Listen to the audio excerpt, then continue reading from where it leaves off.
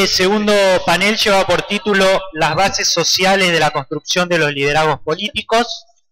El expositor es Julio Pinto de la USACH de Chile, que lamentablemente no pudo venir. Su ponencia la va a leer Julio Dencherecian. Y las comentaristas van a ser Gabriela Tío Vallejo de la Universidad Nacional de Tucumán, CONICET, Gustavo Paz del Instituto Ravignani, UNTREF, UBA CONICET, y Ana Frega de la Universidad de la República del Uruguay. Bueno, muchas gracias, Tomás, y buenas tardes a todos. Lamentablemente Julio Pinto tuvo un problema de salud, esperemos que no haya sido nada grave, así que yo voy a leer su ponencia en forma un poco más resumida de lo que es el texto total, porque es bastante largo y si no nos tomaría, bueno, en fin, un tiempo más del tiempo necesario. Me gustaría, en todo caso, resumir un poco la primera parte, que es un relato muy interesante y también, en cierto sentido, también bastante conmovedor acerca de cómo Julio Pinto, como historiador chileno, comenzó a pensar en una historia un poco más transnacional, ¿sí? Y cómo se relacionó con Jorge Hellman y con otros colegas argentinos como para empezar una cosa comparada que fue su libro El orden y el bajo pueblo, los regímenes de Portales y Rosas frente al mundo popular.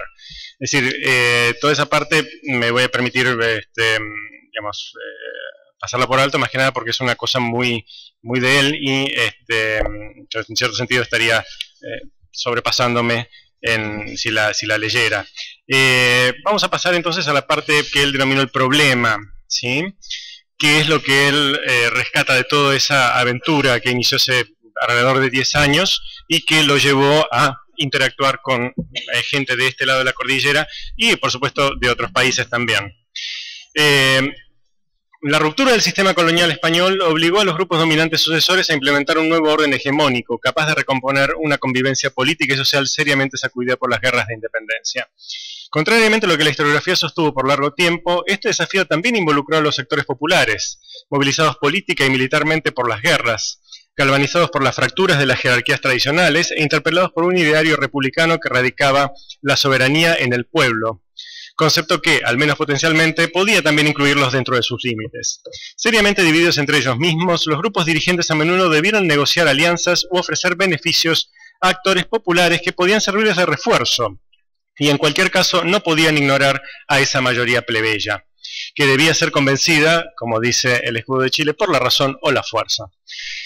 La investigación aquí resumida quiso explorar ese proceso de seducción, imposición, que denomina la construcción social del Estado a través de 3 experiencias articuladas en torno a caudillos considerados emblemáticos. El de Buenos Aires, Juan Manuel de Rosas, el de Perú, Ramón Castilla, y el de Chile, don Diego Portales. La cronología, que abarca fundamentalmente la primera mitad del siglo XIX, incluye los gobiernos de inspiración portaliana que actuaron tras la muerte de ese personero en 1837.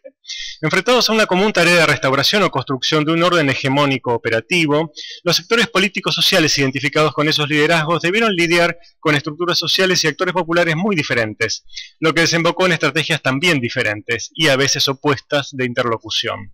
El resultado de dichas dinámicas, se postula, incidió fuertemente sobre las características que eventualmente exhibieron los estados de allí emanados. Al dar cuenta de las conmociones propias de este período, que la historiografía tradicional denominó de anarquía, la actuación de los sectores populares se relegó durante mucho tiempo a un segundo plano. Se dio por supuesto que los protagonistas, tanto de las diferentes iniciativas de organización estatal como de las luchas que ellas motivaron, fueron básicamente los grupos de élite, o los jefes militares reunidos bajo el nombre genérico de caudillos. Cuando mucho, al mundo popular se le asignó la condición de clientelas pasivas, manipuladas por sus patrones, o mero factor de perturbación anómica, expresada a través del tumulto irracional o la actividad delictiva. Durante las últimas décadas, sin embargo, una serie de estudios animados por una visión más activista de los sujetos subalternos ha demostrado que estos tuvieron una participación bastante más razonada y relevante en los procesos de construcción estatal y nacional que caracterizaron al período. Movilizados política y militarmente por las guerras de independencia, tácita o explícitamente interpelados por un mensaje republicano que no podía prescindir de la apelación a un pueblo soberano, con todos los matices y restricciones que ese concepto podía y solía revestir, reiteradamente requeridos como base de apoyo por las élites en conflicto, era muy difícil que dichos actores Sí, si hubiesen mantenido al margen de los debates que definirían el futuro de todo el cuerpo social. Ya sea alineándose con los bandos en pugna, ya aprovechando las fisuras hegemónicas para impulsar sus propios intereses o proyectos. De esa forma, la construcción de los estados y naciones hispanoamericanas tuvo también una dimensión inequívocamente social, o si se prefiere, social/popular. Esa fue la dimensión abordada por esta investigación.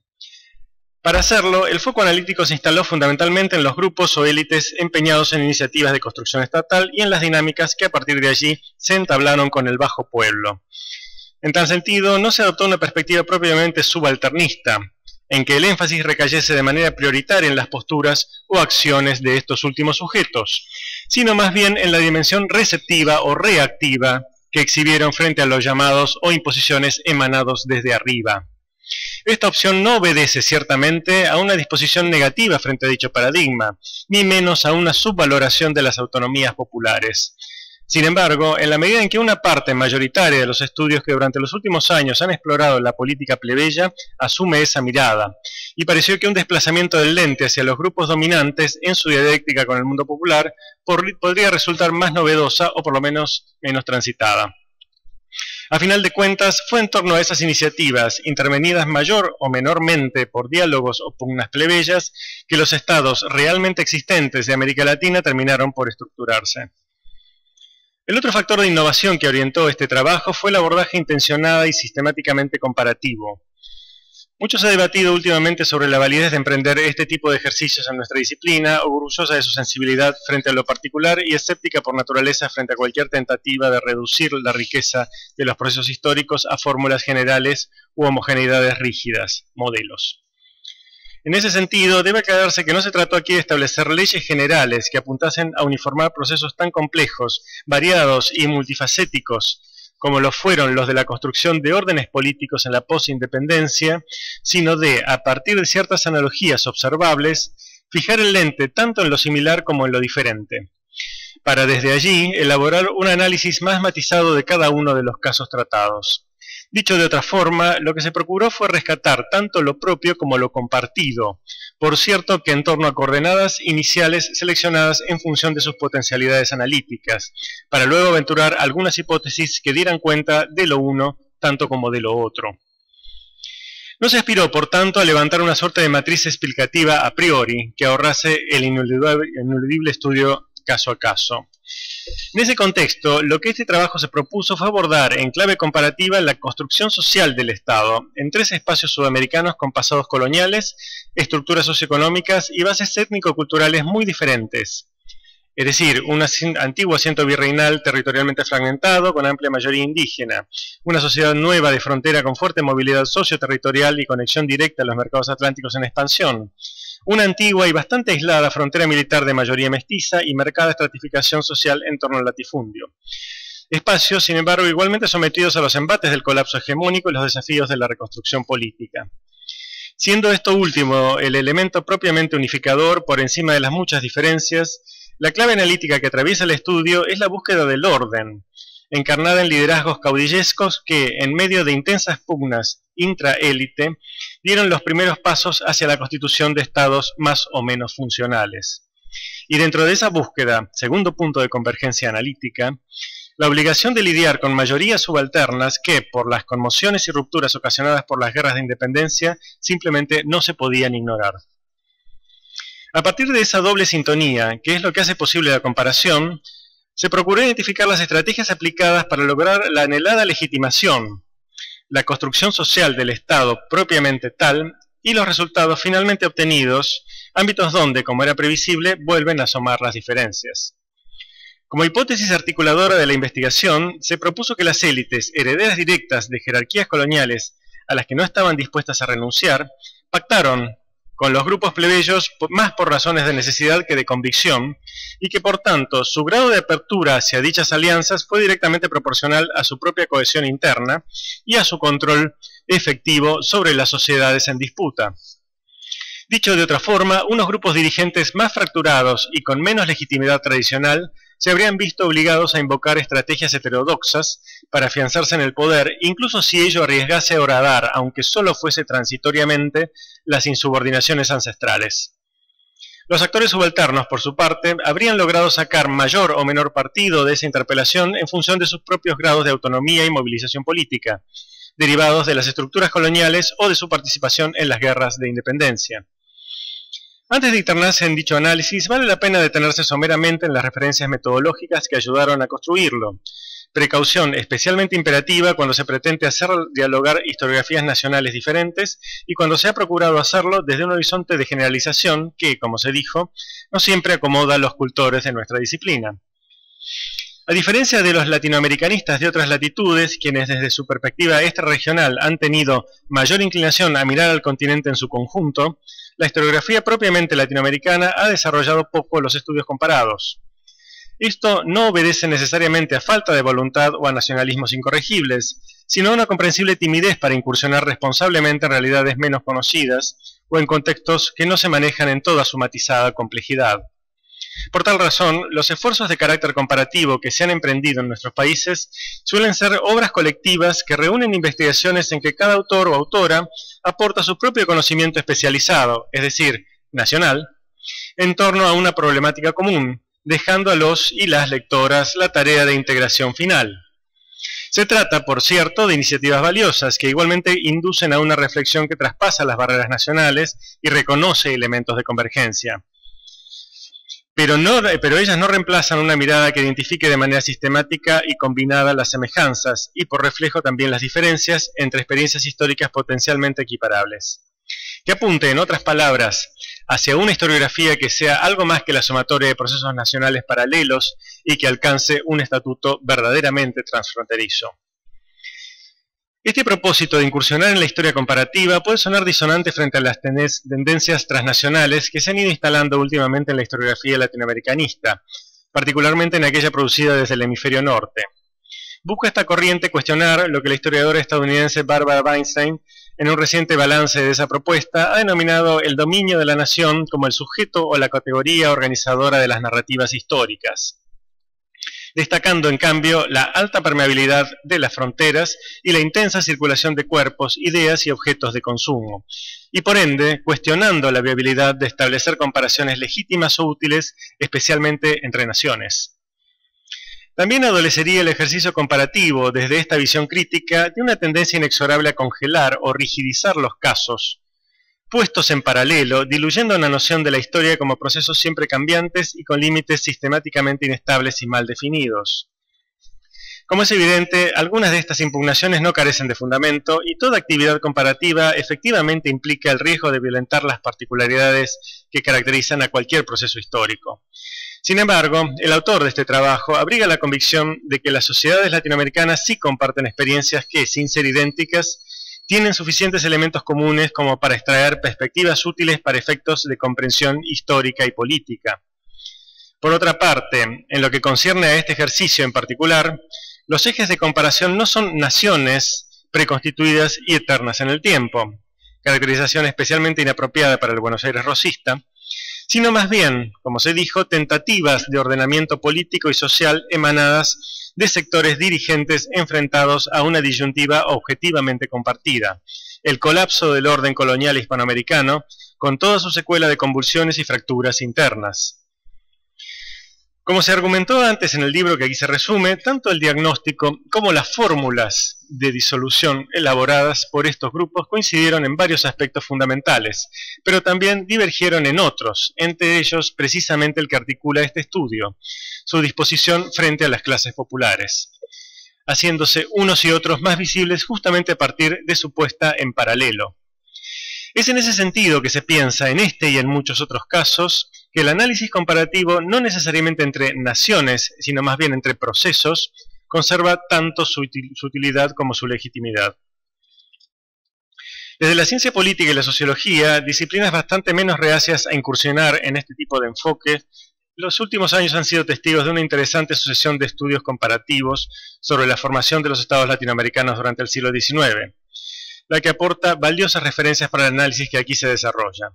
Empeñados mancomunadamente en marcar las diferencias entre estos procesos y los que han servido para sentar las bases canónicas de la literatura sobre la formación del Estado moderno, inspirados, como es habitual, en la experiencia europea o norteamericana, Todos procuran identificar los factores más relevantes para dar cuenta de las especificidades de los estados latinoamericanos, la relativa fragilidad de sus instituciones, su propensión al autoritarismo político o a la exclusión social, su débil penetración en los espesores del territorio o de la sociedad civil. Para dicho efecto, y con el propósito explícito de levantar teorías de alcance a lo menos intermedio o macro regional, todos incorporan diversos casos nacionales para calibrar la validez de sus propuestas, haciendo de la comparación un ingrediente ineludible de su análisis. De la misma forma, ya sea por presencia o por ausencia, todos tienen algo que decir sobre la figuración de los actores populares en las etapas formativas bajo estudio. Y aunque estas consideraciones ciertamente no agotan el abanico de factores que unos y otros abordan en un análisis con proyecciones mucho más abarcadoras que las aquí consignadas, para nuestros efectos no pareció inapropiado focalizarse de preferencia en esas dos, el enfoque comparativo y las presencias subalternas. En orden de aparición cronológica, el primer libro que cabe incluir en este recuento es el de Fernando López Alves, publicado en el 2000, sobre formación de Estado y democracia durante el siglo XIX latinoamericano.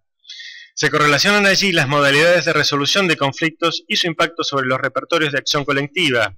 para así dar cuenta de la emergencia en la región de regímenes con mayores o menores grados de autoritarismo. En lo que aquí más interesa, cabe destacar la importancia asignada por este autor al modo de incorporación o no incorporación de los actores populares rurales al sistema político, existiendo una notable diferencia según si ello se produjo por la vía militar o por la vía partidista. Tomando como uno de sus casos de estudio la Argentina rosista, el único que coincide con el estudio que aquí se presenta, se privilegia precisamente el papel del ejército como vehículo de integración política popular, lo que, según la hipótesis de López Alves, daría cuenta de la fortaleza comparativa de esta formación estatal, pero también de sus rasgos más coercitivos y centralistas, al menos para la provincia de Buenos Aires. Así todo, no se desatiende el componente de persuasión que Rosas debió desplegar para lograr tal objetivo, ineludible en un contexto de escasez laboral, que hacía de la adhesión campesina una variable a la vez diferenciadora respecto de otras experiencias y estratégica para la consolidación del naciente Estado. Un segundo estudio que ha marcado la agenda regional en materia de formación inicial del Estado es el de Miguel Ángel Centeno, publicado en 2002 bajo el título de Blood and Debt, War and the Nation State in Latin America, tomando explícita distancia de las teorías, representadas principalmente por Charles Tilly y sus seguidores, que ponen el acento en el factor bélico para dar cuenta del surgimiento del Estado moderno. Centeno hace notar que en la América Latina decimonónica la guerra no tuvo un impacto tan relevante, al menos como enfrentamiento entre países, y por tanto no se requirió de un Estado particularmente fuerte para hacer frente a amenazas que en este caso no existieron. Por tal razón y por su incapacidad o baja necesidad de extraer cuotas significativas de recursos de la población, tampoco se vio en la obligación de pactar con los actores sociales, especialmente los de condición subalterna.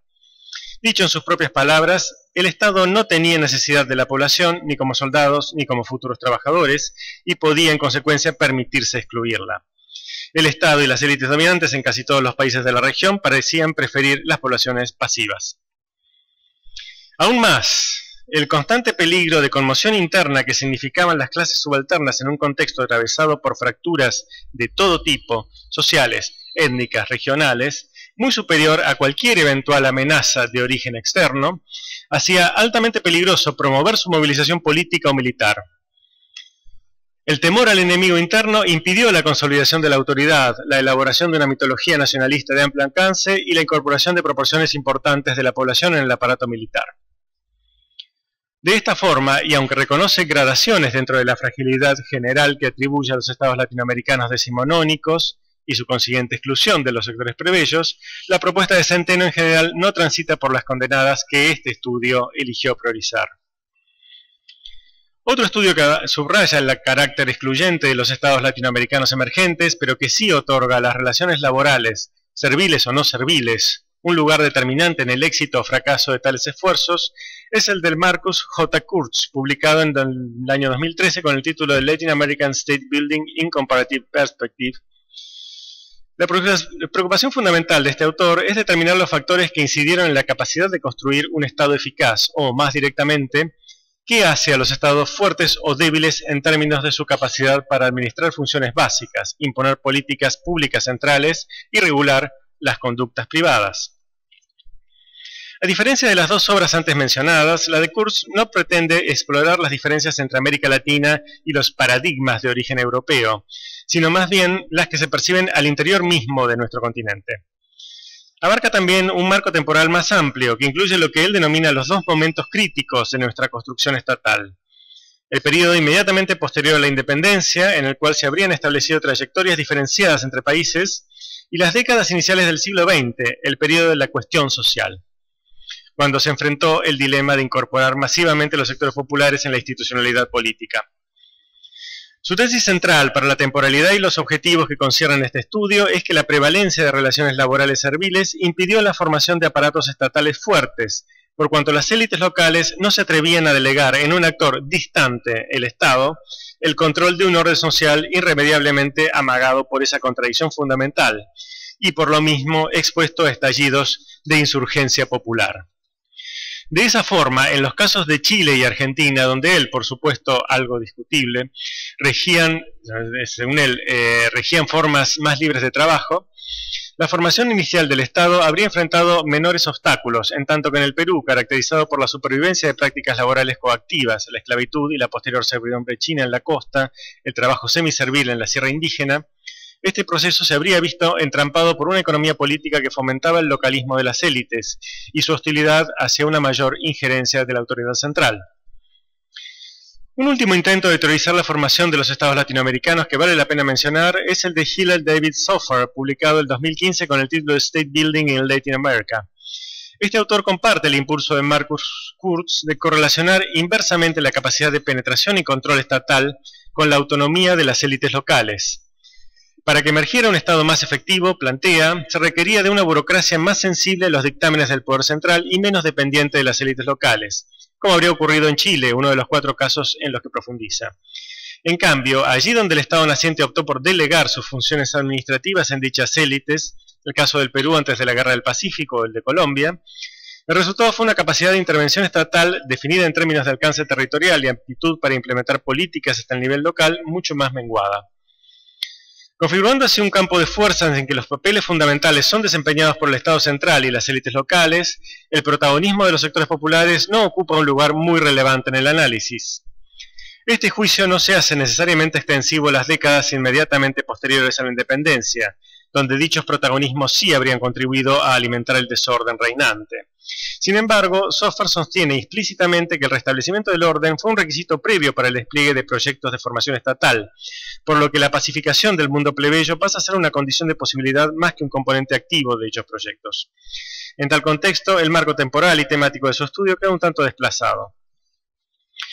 La historiografía, en cambio, y por razones obvias de identidad disciplinaria, ha abordado de manera mucho más pormenorizada estos marcos temporales y temáticos, aunque lo que así se gana en densidad empírica y focalización analítica se tiende a diluir en las posibilidades de generalización que brinda un enfoque comparativo. Una importante excepción a esta tendencia es el reciente estudio de Hilda Sabato, Republics of the New World, en el que se desarrolla un análisis a escala continental sobre el experimento republicano, que atravesó transversalmente los procesos de construcción del Estado en Hispanoamérica.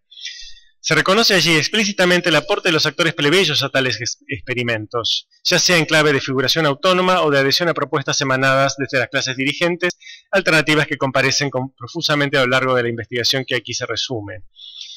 Lo habitual, sin embargo, ha sido el abordaje más circunstanciado de procesos o experiencias específicas. En consecuencia, y para completar las coordenadas de producción bibliográfica en que se enmarcó este estudio, se recurrió a una nutrida serie de monografías históricas que sirvieron de base para la aventura transfronteriza que en él se desarrolló, pero que sería imposible detallar en una ponencia de carácter sintético como la que aquí se ofrece.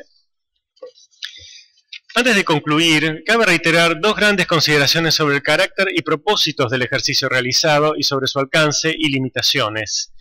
En primer lugar, consignar que su principal aporte no radica en la profundización monográfica en cada uno de los casos estudiados, tarea prácticamente inabordable, sino sobre todo, tratándose de países diferentes al propio en el caso del autor que escribe. Prueba de ello es el recurso permanente e inestimable a una historiografía sumamente rica y sofisticada, aunque también resultó de enorme valor, como se podrá constatar en el libro mismo, el acceso personal a los acervos documentales de los países respectivos.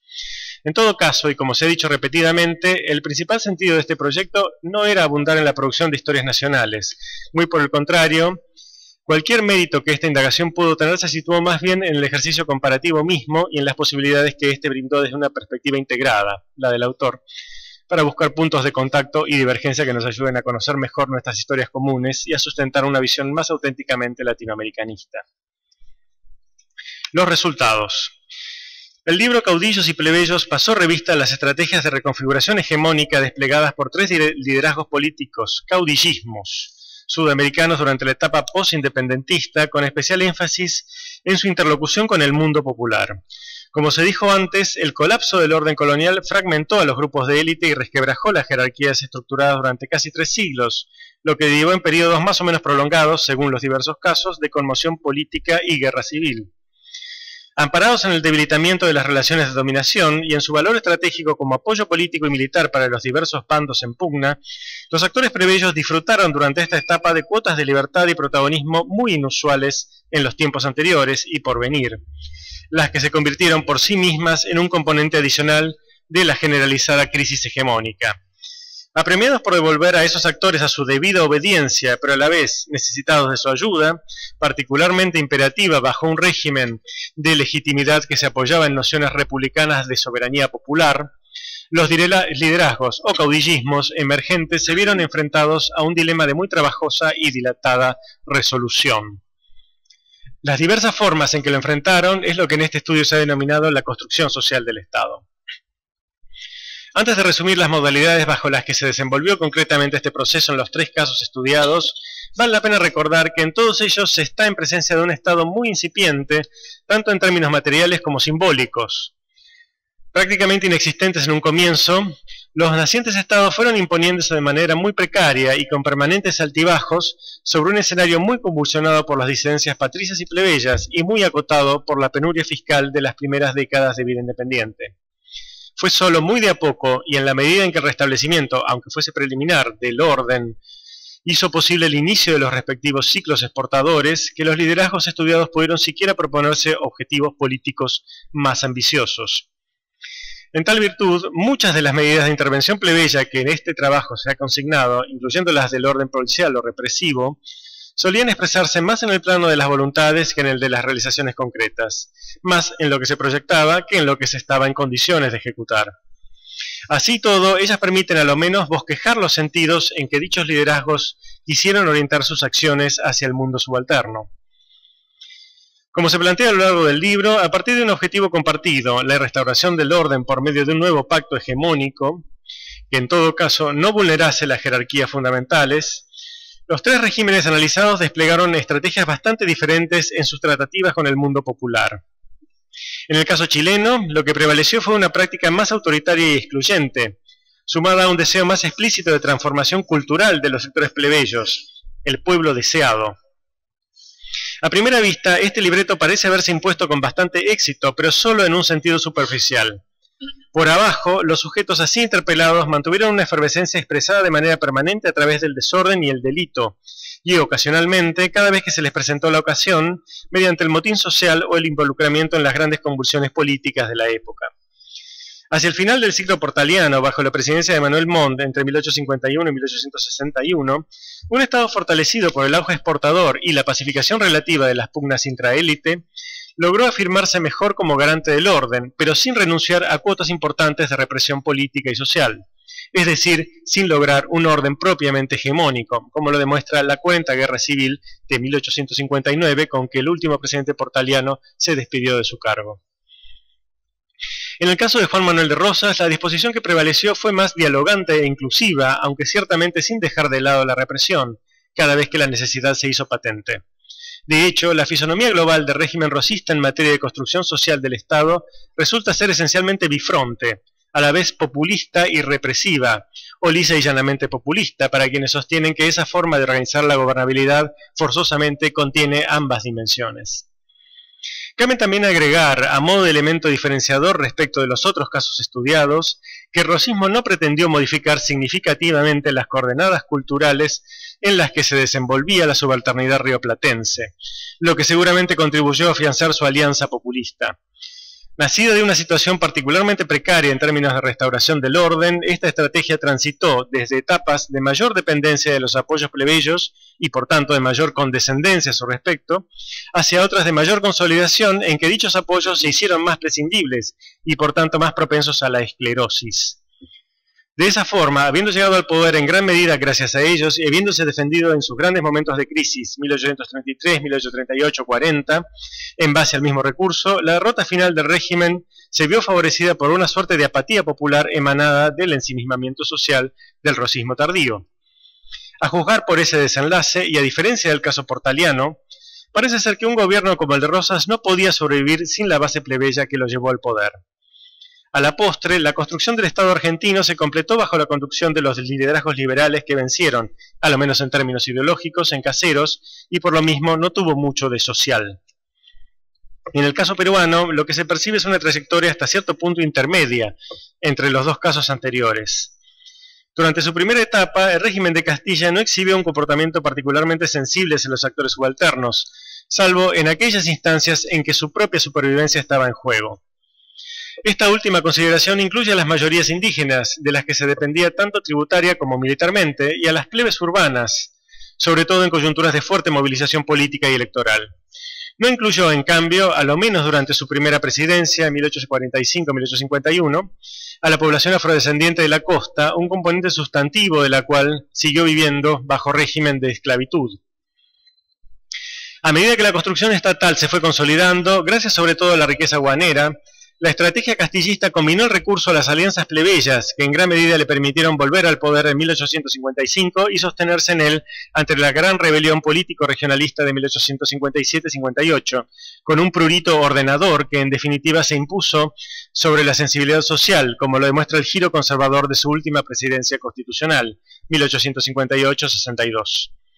Con todo, los decretos libertadores de 1854, abolición de la esclavitud, derogación del tributo indígena, dejaron una huella indeleble en la historia social peruana, valiéndole a su impulsor, sobre todo entre la población afroperuana, una adhesión que se prolongó mucho más allá del término de su mandato. En ese sentido, y pese al sesgo civilizatorio que exhiben algunas de sus políticas en materia educacional, judicial o policial, el legado castillista tiene un contenido indiscutiblemente más social que el del Chile portaliano. ¿Cómo dar cuenta de tales diferencias? Como es evidente, los factores explicativos podrían ser muchos y la vastedad del material bibliográfico y empírico existente, por no mencionar la complejidad y particularidad intrínseca de los casos, impide proponer respuestas inapelables si es que éstas existen. Sin embargo, y solo a título preliminar, pueden proponerse sin precedencias o jerarquías manifiestas a lo menos tres planos tentativos de diferenciación. Un primer factor, como se adelantó en las hipótesis preliminares, parece residir en los grados de cohesión o fragmentación de los grupos dirigentes. Es innegable que la crisis de hegemonía también se manifestó con fuerza al interior de esos sectores, derivando en pugnas, algunas con altos niveles de violencia, que pudieron prolongarse durante más o menos tiempo, pero que nunca estuvieron ausentes. Incluso en Chile, que suele tomarse como un parangón de temprana pacificación y sostenida estabilidad política, no debe olvidarse que tras la consolidación del orden portaliano se produjeron dos grandes guerras civiles de alcance nacional, en 1851 y 1859. El hecho es que la totalidad de América Latina, incluyendo a Brasil, durante el siglo XIX tuvo fuertes tensiones intraélite de carácter regional, ideológico o simplemente faccional. La hipótesis que aquí se propone es que a mayor y más refractario nivel de fraccionamiento oligárquico, más urgencia o necesidad tuvieron los grupos empeñados en construir Estado de buscar alianzas con los sectores plebeyos, lo que ayudaría a explicar la mayor apertura que a este respecto se percibe en los regímenes de Rosas y de Castilla, más y por más tiempo sacudidos por la inestabilidad política que en un Chile portaliano comparativamente menos necesitado de aliados exógenos. Un segundo factor explicativo, desplazando ahora el lente hacia el mundo plebeyo mismo, pudo ser el grado de activación política previa de tales sujetos, particularmente durante las guerras de independencia, pero también como herencia de su pasado colonial. Allí donde el involucramiento plebeyo en las pugnas independentistas fue más intenso, como en el Río de la Plata o en la costa peruana, o donde existía una fuerte tradición de insurgencia subalterna, como en la sierra peruana, más difícil se planteó para las clases dominantes recomponer su autoridad por vía de la mera imposición. Otro tanto podría decirse respecto de la supervivencia de espacios importantes de autonomía económica, política, cultural, como lo fueron las comunidades andinas o las parcialidades indígenas de la frontera rioplatense, reforzadas ahora por la cuasi desaparición del poder estatal central. En ese contexto, el excepcionalismo de la experiencia chilena podría obedecer no solo a la presencia de unas élites más cohesionadas, sino también a un bajo pueblo que no contaba con las mismas bases de autonomía cultural y material, y que por el carácter mismo que tuvieron allí las guerras de independencia, más regimentadas por un mando centralizado y jerárquico, no había tenido el tiempo suficiente, con la obvia y muy reveladora salvedad del fenómeno guerrillero de los Pincheira, para adquirir mayor experiencia política. Por último, y como se insinuó en el párrafo anterior, no debe minimizarse el aporte que a este proceso brindaron factores de orden más estructural, precisamente los que tanto enfatizaba Jorge Hellman, tales como la distribución y el acceso a la propiedad, sobre todo agraria, la rigidez de las jerarquías sociales o la supervivencia de relaciones corporativas heredadas del periodo colonial. La mayor fluidez del orden social rioplatense, determinada por la debilidad demográfica, un acceso más expedito a la tierra y la cercanía de una frontera aún abierta, claramente dificultaron la imposición pura y simple de un nuevo orden oligárquico. Por tanto, otro tanto, podría decirse respecto del Perú, aquejado de una profunda fragmentación territorial, de un desquiciamiento igualmente profundo de los circuitos comerciales coloniales, con sus consiguientes efectos sobre los grupos económicamente dominantes, y donde, como ya se dijo, la mayoritaria población indígena disponía de cuotas importantes de autonomía, reforzadas por la dependencia que a su respecto mantuvo el erario fiscal hasta el advenimiento de la bonanza guanera y la abolición del tributo en 1854. En el caso chileno, en cambio, la solidez del antiguo orden hacendal, las débiles alternativas de autonomía material para el mundo plebeyo y la reactivación económica gatillada por los hallazgos mineros de las décadas de 1830 y 40, otorgaron a las élites portalianas mayores márgenes de maniobra frente a un bajo pueblo comparativamente con menos recursos para su autoafirmación. Las hipótesis esbozadas podrían, por cierto, refinarse mucho más, ya sea por la vía de un análisis más minucioso o por una mayor profusión de datos empíricos. Sin embargo, lo ya realizado permite proponer por lo menos un par de conclusiones centrales para la justificación de todo este ejercicio analítico. Por un lado, puede concluirse sin demasiadas reservas que el proceso de construcción estatal en la Sudamérica post-independentista no pudo ignorar o prescindir de los actores plebeyos, quienes en diversos grados o bajo diferentes modalidades formaron una parte visible y protagónica de las dinámicas políticas que condujeron a la instalación de un nuevo y por mucho tiempo bastante frágil orden hegemónico. Con mayores o menores cuotas de control, con mayores o menores capacidades de imposición estatal, los caudillos ordenadores nunca pudieron excluir de sus cálculos a los plebeyos alzados, insustituibles como aliados políticos o militares, necesarios como pueblo ciudadano trabajador, pero por lo general recalcitrantes a la imposición forzosa de agendas que casi siempre, con la posible excepción del primer rosismo, les resultaban irremediablemente ajenas. Por lo mismo, muchas de esas alianzas exhiben un sello bastante instrumental, lo que ciertamente pone en entredicho su carácter plenamente hegemónico. Por otra parte, puede concluirse que si bien las trayectorias seguidas en estos procesos no fueron unívocas ni uniformes, su observación en paralelo permite discernir patrones con evidente poder explicativo.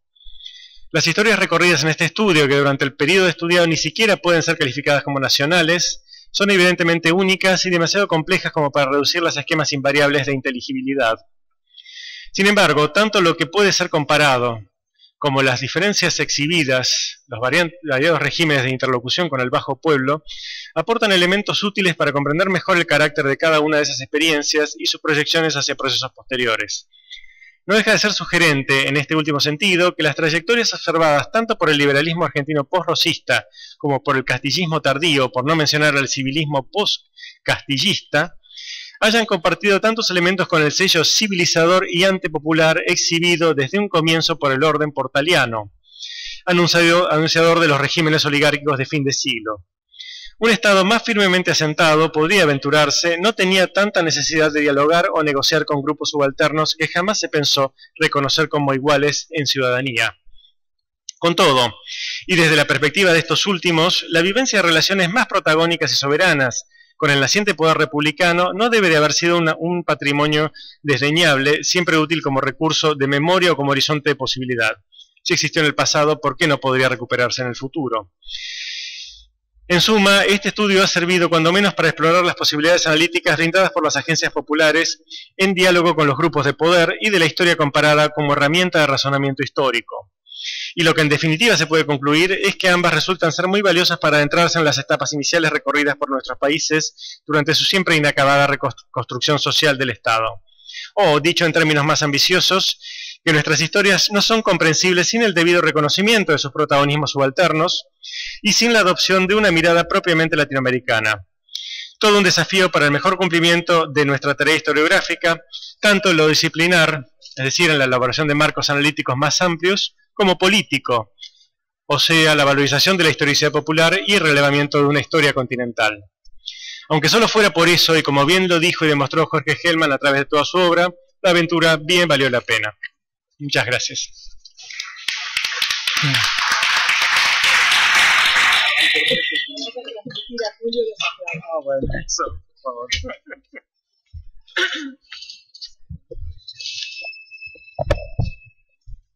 Sí, bien cerca.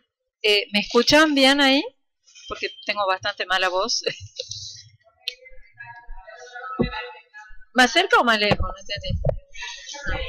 ¿Ahí? ¿Me escuchan bien ahí? Bueno, en primer lugar agradecer, a Julio, a Daniel, a Noemí, la invitación, la oportunidad de participar, de compartir el recuerdo de Jorge, que era un historiador al que yo admiraba y apreciaba mucho. No he sido su tesista, ni he tenido la suerte de trabajar con él cotidianamente, pero sí hemos compartido discusiones, sobre todo sobre el tema de la construcción del orden en la campaña y los jueces. Alguna vez me ha acompañado en alguna presentación al CONICET y hemos trabajado juntos en el doctorado en Ciencias Sociales de la UNT, del que él ha sido un profesor muy, muy querido. Y nada, quería decir, para agregar a todo lo que se ha dicho durante el día, que incluso para los que no trabajábamos con él, yo recuerdo allá por los años 90, cuando los provincianos no estábamos muy acostumbrados a la natural beligerancia de los porteños, las mesas, digamos, comandadas, los coloquios que estaban dirigidos por él, siempre nos garantizaban que los jóvenes de entonces íbamos a ser escuchados con tolerancia y que siempre íbamos a recibir un comentario constructivo, ¿no? Así que en ese sentido quiero decir que Jorge siempre ha sido con los del interior, las del interior, una figura amable y contenedora en espacios que no siempre nos resultaban muy, muy fáciles, ¿no? Sobre todo para los jóvenes. Bueno, voy a tratar de no pasarme del tiempo. La idea es recoger algunos de los conceptos de esa larguísima de ese larguísimo texto, digamos, de Pinto Vallejo, que tiene muchísimas cosas para decir, tomar algunos conceptos, buscar, digamos, algunas preguntas que se me ocurren acerca de ese texto en relación a mis propias preocupaciones, que es lo que uno suele aprovechar para hacer en estas ocasiones, y si hay tiempo hacer algún tipo de ejemplo más regional, pero ahí vemos. Bueno, si lo agarro, ¿será mejor? Bueno, no sé. A ver, díganme si no se escucha, por favor, porque por ahí yo me olvido. Y Pinto Vallejo se propone analizar las estrategias de reconfiguración hegemónica desplegadas por 3 liderazgos políticos latinoamericanos, poniendo énfasis en la vinculación o la interlocución con el mundo popular. ¿Cuál es la idea de él? Que amparados en el debilitamiento de las relaciones de dominación y en su valor estratégico como apoyo político y militar, los actores plebeyos disfrutaron de libertad y protagonismo frente a unas élites que intentaban devolverlos al orden, ¿verdad?, pero en un contexto en que la legitimidad sostenida en la soberanía popular planteaba acuciantes dilemas. Bueno, en torno a esto él dice, bueno, las diferentes formas en que los liderazgos emergentes enfrentaron esos dilemas habrían dibujado los diversos caminos de la construcción social del Estado, ¿no? Es un poco la composición del lugar que él se hace. No voy a referirme ahora a las diferentes caracterizaciones que él hace de esos 3 casos, porque Julio los acaba de leer. En cualquiera de esos casos, los liderazgos emergentes no pueden prescindir de establecer algún tipo de relación con los sectores plebeyos. Bueno, la historiografía sobre sectores subalternos, que de hecho no es un área de mi especialidad, pero voy a tocar de oído en esto, sí es un área de mi interés, aunque no sea de mi especialidad, ha utilizado para Latinoamérica diversas variables para analizar las cambiantes relaciones, sobre todo entre las élites agrarias y los grupos subalternos. Y sobre todo, la discusión ha sido durante mucho tiempo cuáles eran las raíces de la insurrección, ¿no? Es decir, qué movía a los campesinos en particular a levantarse o no. Y esas raíces se han buscado en la inseguridad de las subsistencias y la percepción de los agravios, en la indignación moral políticamente ejecutiva, en los avances del capitalismo, mientras que las oportunidades de que esas rebeliones persistieran, se ampliaran y fueran efectivas se han explicado en la búsqueda de alianza de clases, la debilidad de la capacidad de represión de las élites, la organización social del campesinado. Finalmente tenía que haber, como decía Wolf, una combinación de agravios y oportunidades, ¿verdad? Bueno, en las últimas décadas esa discusión acerca de los subalternos se ha corrido un poco más hacia, no tanto de los motivos de insurrección, sino también la resistencia pasiva, ¿no? A esa vieja escuela también de Scott, de las resistencias cotidianas, del recurso a la justicia, pero sin embargo, aunque estas son áreas que han estado bastante trabajadas y sobre todo, como digo, en las últimas décadas, el estudio de las formas de colaboración o de lealtad de estos sectores subalternos con estos liderazgos emergentes, los llamados caudillismos, ¿no? Más bien se han decantado por explicaciones que tienen que ver con algún grado de pasividad, de obediencia o de recepción, ¿no? Estas lecturas incluso conectan también con la visión que se tiene sobre esos sectores en los procesos de independencia. Fradkin se refiere a esto en Y el pueblo dónde está, en el que argumenta a favor de un ciclo tumultuario, bueno, como todos ustedes saben, en el que los sectores plebeyos habrían tenido un amplio protagonismo, y dice él en contra de una visión unidireccional del proceso de cambio que supone motorizado casi en exclusividad desde afuera y desde arriba, impidiendo el registro de una situación más compleja y sobre todo de una dinámica de interacciones. Bueno, volviendo a Pinto Vallejo, entonces, quizá la pregunta es cuáles son las variables que explican esos momentos en que los actores plebeyos colaboran con los liderazgos emergentes y de qué manera las élites logran construir ese vínculo, ¿no?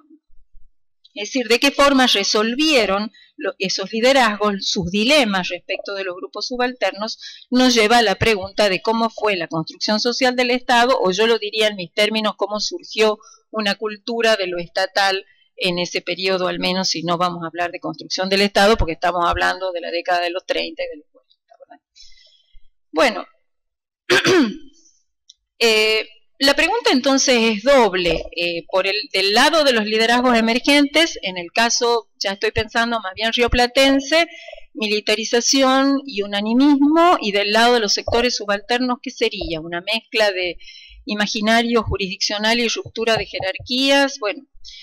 un viejo dilema historiográfico oponía rupturas a continuidades en el impacto de la crisis de independencia y los regímenes políticos posteriores. En los últimos años, la historia crítica del derecho ha introducido en el campo historiográfico unas categorías de análisis que, bueno, no sé si ustedes estarán de acuerdo, en algún punto renombran realidades que observábamos desde otros marcos teóricos, incluso desde una buena observación de las fuentes, pero bueno, dando a esas categorías una mayor especificidad, ¿no? Por otra parte, la renovación de la historia intelectual y de los lenguajes políticos y los estudios de la representación política también nos han dado una visión mucho más clara de lo que es la cultura política postindependiente. Mi intención en esta breve participación es poner a jugar hipótesis que provienen quizá de distintos horizontes historiográficos, como para ensayar un diálogo que nos ayude a plantear preguntas comunes, ¿no? A que esos ámbitos historiográficos bueno, no terminen siendo, como decía Zacarías hace un rato, como un coto cerrado del que no se puede discutir, pero que además no discutamos con ellos, ¿no? Es decir, que tratemos de buscar un diálogo. Entonces, ¿qué es lo que he tratado de hacer? Y capaz que, bueno, no sale bien, pero yo acá lo traigo. Lo que he tratado de hacer es tomar algunas de las categorías que han utilizado los estudios sobre sectores subalternos y mezclarlo un poquito con esta idea de un imaginario jurisdiccional que sobrevive. Retomemos algunas de esas ideas. Por ejemplo, Barrington Burr hablaba de la indignación moral políticamente efectiva. ¿Qué es lo que decía Barrington Moore? Que para percibir su situación como consecuencia de la injusticia humana, los sectores subalternos debían vencer la visión de inevitabilidad y poder identificar a un actor como causante de su agravio. La pregunta es entonces, ¿qué tan fuerte pudo ser la concepción de un orden social inevitable en los grupos plebeyos? Y en relación a ello, ¿qué tanto pudo el unanimismo, digamos, como entendiendo esos regímenes de los 30, de los 40, ¿no?, preservar parte de esa cosmovisión en su beneficio, pero al mismo tiempo usar los cambios que tenían que ver con cierta fragmentación de las jerarquías, ¿no? Es decir, si la concepción de un orden social trascendente pudo consolidarse en las décadas unanimistas a través de esos rituales o haciendo uso de, sobre todo, de ese aspecto sacralizado, ¿no?, de la cosmovisión colonial, pero que al mismo tiempo se consolidó porque estuvo acompañado de algunos gestos hacia esos sectores que habían obtenido ventajas con la revolución, como lo muestran claramente Hellman y Fradkin en el libro de Rosas, ¿no?, que eso está perfectamente trabajado y mostrado ahí. Es decir, de qué manera fraguaron en las décadas unanimistas la cultura jurisdiccional, el quiebre de las jerarquías, el faccionalismo y la construcción del Estado, digamos, de una cultura estatal. ¿Y qué papel jugaron los actores plebeyos? La historiografía ha ido señalando una serie de problemas para entender y atender esta cuestión. No es que estoy descubriendo la pólvora, obviamente, estoy simplemente retomando algunas ideas. Hace más de 15 años, Eduardo Míguez afirmaba que el núcleo del problema estaba en la relación entre dos conflictos: cómo arbitrar las disputas entre los integrantes de las élites dominantes y cómo asentar las bases de la legitimidad de la dominación frente a los sectores subalternos. Y él hablaba de la militarización, y ya me corregirá él si yo entendí mal, con una idea interesante todavía hoy, ¿no?, que no es una militarización que construye el orden social, sino que todo lo contrario, que es disruptiva. Pero además, esa militarización que estaba impregnada, como dice él, de una lógica facciosa, corroía los vestigios del orden social colonial, lo estoy citando directamente, mientras que la lealtad de soldados y oficiales era cada vez menos el reflejo de su adhesión a una disciplina y cada vez más el producto de la capacidad efectiva de conducción de los líderes. Es decir, que no solo se resquebrajaban las jerarquías, sino que aparecía el faccionalismo como una oportunidad para los subalternos. Entonces, en todo caso, movilización y militarización parecen estar en el origen de todas las cosas, a pesar de que no sea el modelo de Tilly de la guerra nacional, que es, digamos, lo que critica un poco ahí Pinto Vallejo, ¿no?, de la movilización de pueblo y populacho, para utilizar la expresión de Fradkin, para Buenos Aires de 1806. Y militarización que con otras características va a producirse en el norte y en Cuyo, es decir, en las zonas que son campos de la guerra, ¿no? ¿Será que llegamos a una cultura estatal por el camino de la militarización? De hecho, Garavaglia, en Construir el Estado e Inventar la Nación, él pensaba que la primera configuración política que podía asimilarse a un Estado se había dado en la provincia de Buenos Aires, y sus argumentos se basaban en la idea de un presupuesto destinado casi enteramente a las fuerzas de coerción, y a su vez en que esos recursos, bueno, provenían del sector externo, ¿no?, del comercio exterior y de la aduana. Frente a eso hay un conjunto, de hecho, de lo que llama Pinto Vallejo las variantes estructurales, que han sido estudiadas también para diferentes regiones y que no voy a entrar a decir porque seguramente Ana y Gustavo se van a referir a ello, que muestran las distintas combinaciones que se dan en las diferentes regiones. Entonces, lo que yo me planteaba, lo que me preguntaba era, pues estoy trabajando el gobierno de Celedonio Gutiérrez en los años 40 en Tucumán, entonces traer estas preguntas al caso tucumano y preguntarme si la militarización y el unanimismo conformaron las bases de la construcción estatal provincial, qué lugar ocuparon los sectores plebeyos, qué tan fuerte fue esa concepción de un orden social inevitable, sobre todo en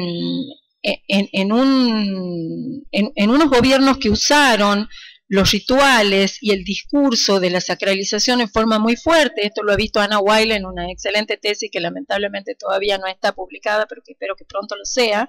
y en donde aparece con mucha claridad ese uso de ese viejo imaginario, bueno, ese uso o ese compartir ese viejo imaginario, tampoco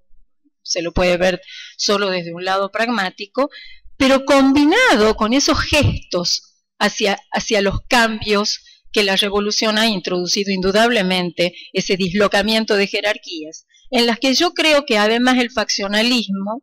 tiene, digamos, impulsa bastante, ¿no? Y ya me voy a referir, ya voy a explicar a qué me refiero con esto. ¿Cuáles son los elementos? Lo voy a decir rápidamente, que trabajo en el gobierno de Gutiérrez. Es un gobierno interesante porque es el gobierno más largo que tiene Tucumán desde que se produce la revolución, son 10 años, comienza con una invasión violentísima de Oribe, esa violencia, esa persecución, con ejecuciones, con confiscaciones de bienes, dura un par de años y después como que se atenúa, se vuelve a la cadencia de las elecciones, a la de representantes, vuelven algunos emigrados, pero es el momento en que se instala verdaderamente el rosismo en Tucumán, porque Heredia era un aliado de Rosas, pero nunca hubo una sensación de que el federalismo se identificaba con el rosismo, ni hubo el tipo de persecución, ni los rituales, fue con Celedonio Gutiérrez realmente que se instaló el rosismo en Tucumán. Bueno, yo lo que veo es, ahí utilizo el concepto de Garriga, de administrativización militar, que él lo utiliza para la Cuba borbónica y después Sofía Gastelu y Alina Castellanos lo usan para el temprano siglo XIX en Cuba, que implica una administración territorial militar, una territorialización en el sentido también de una fragmentación del territorio en pequeños territorios dirigidos por comandantes militares. Esta administración militar que ya la había visto Flavia Macías para Heredia en Tucumán, pero que con Gutiérrez es mucho más fuerte. Y estos comandantes que se han fortalecido en la guerra, como también se han fortalecido los gobernadores como caudillos militares, tienen como una representación alternativa a la legislatura, tienen una representación directa con las poblaciones, tienen una correspondencia cotidiana con el gobernador, cotidiana, es decir, de todos los días, es decir, hay cartas en donde permanentemente ese comandante está poniéndolo al tanto al gobernador de todo lo que ocurre. Y otra cosa interesante que tiene que ver con este concepto de Garriga también es el manejo de los recursos, ¿no? Bueno, él lo toma como una especie de gobierno económico, y los recursos son el ganado. Esos recursos, el ganado que es el alimento de la tropa y el caballar que es el transporte, es la garantía de ese orden, un orden muy deseado en Tucumán, un orden que es ausencia de guerra, ¿no? Entonces aquí esta idea de un orden militar para sostener la paz, ¿no? Esa es un poco la idea de esta administrativización. Y por otro lado el faccionalismo y ciertas muestras de que las jerarquías se han ido fisurando, ¿no? Es decir, gente que se queja de que la calidad social de los jueces o los comandantes no es la que debiera, que no lo van a obedecer. ¿Por qué? Porque en realidad los comandantes son los que sugieren en nombre de los jueces una serie de gestos del gobernador hacia esos sectores subalternos, toda una política de terror y amedrentamiento en los primeros años que no va dirigida a los sectores subalternos. Es decir, sí hay, digamos, mayor control de las campañas, hay digamos, mayores penas para el abigeato, lógicamente, y obviamente más penas de muerte que en otros periodos, pero la persecución es sobre todo sobre la élite, sobre los que han sido los cabecillas de la Liga del Norte. Entonces, ahí hay evidentemente una ayuda que ese faccionalismo le da a la ruptura de las jerarquías. Y yo creo que hay ciertos símbolos que los marca muy bien Ana Wiley en su tesis, que no se deben olvidar. El hecho de que una dama del notable pueda ser azotada en público, que la cabeza de Marco Avellaneda esté en una picota en la plaza, que a un notable le puedan quitar la tienda, que su dependiente tenga que estar de rodillas toda la tarde frente a la imagen del restaurador porque ha proferido alguna cosa en su contra. Es decir, son todos elementos que están en la memoria colectiva y que si uno piensa en en ese factor de identidad que es también la divisa Punzó, ¿no? Es decir, la idea de que todos, no importando a qué sector social pertenezcan, tienen un distintivo que llevan en la vestimenta que indica que pertenecen a algo mayor, que atraviesa los distintos sectores sociales, ¿no? Me parece que ahí hay como algunos elementos para trabajar y, bueno, hasta acá, aún, digamos, trabajando con esta hipótesis de combinación, diríamos, entre esa cultura jurisdiccional y las estrategias del unanimismo, yo creo que seguimos hablando dentro del discurso público de las élites, diría Scott, ¿no? Seguimos viendo a través de los rituales también qué es lo que esos líderes quieren mostrar de esa sociedad, no lo que los sectores subalternos piensan ni reciben, ¿no? Entonces, nada, un conjunto de preguntas sobre que me sugiere el texto y que me sugiere este diálogo que hemos tenido con Jorge respecto de estos agentes intermedios que en su momento yo estudiaba a los jueces y que él me ayudó bastante a trabajar, y cómo este orden de la campaña adquiere unas características particulares en este periodo.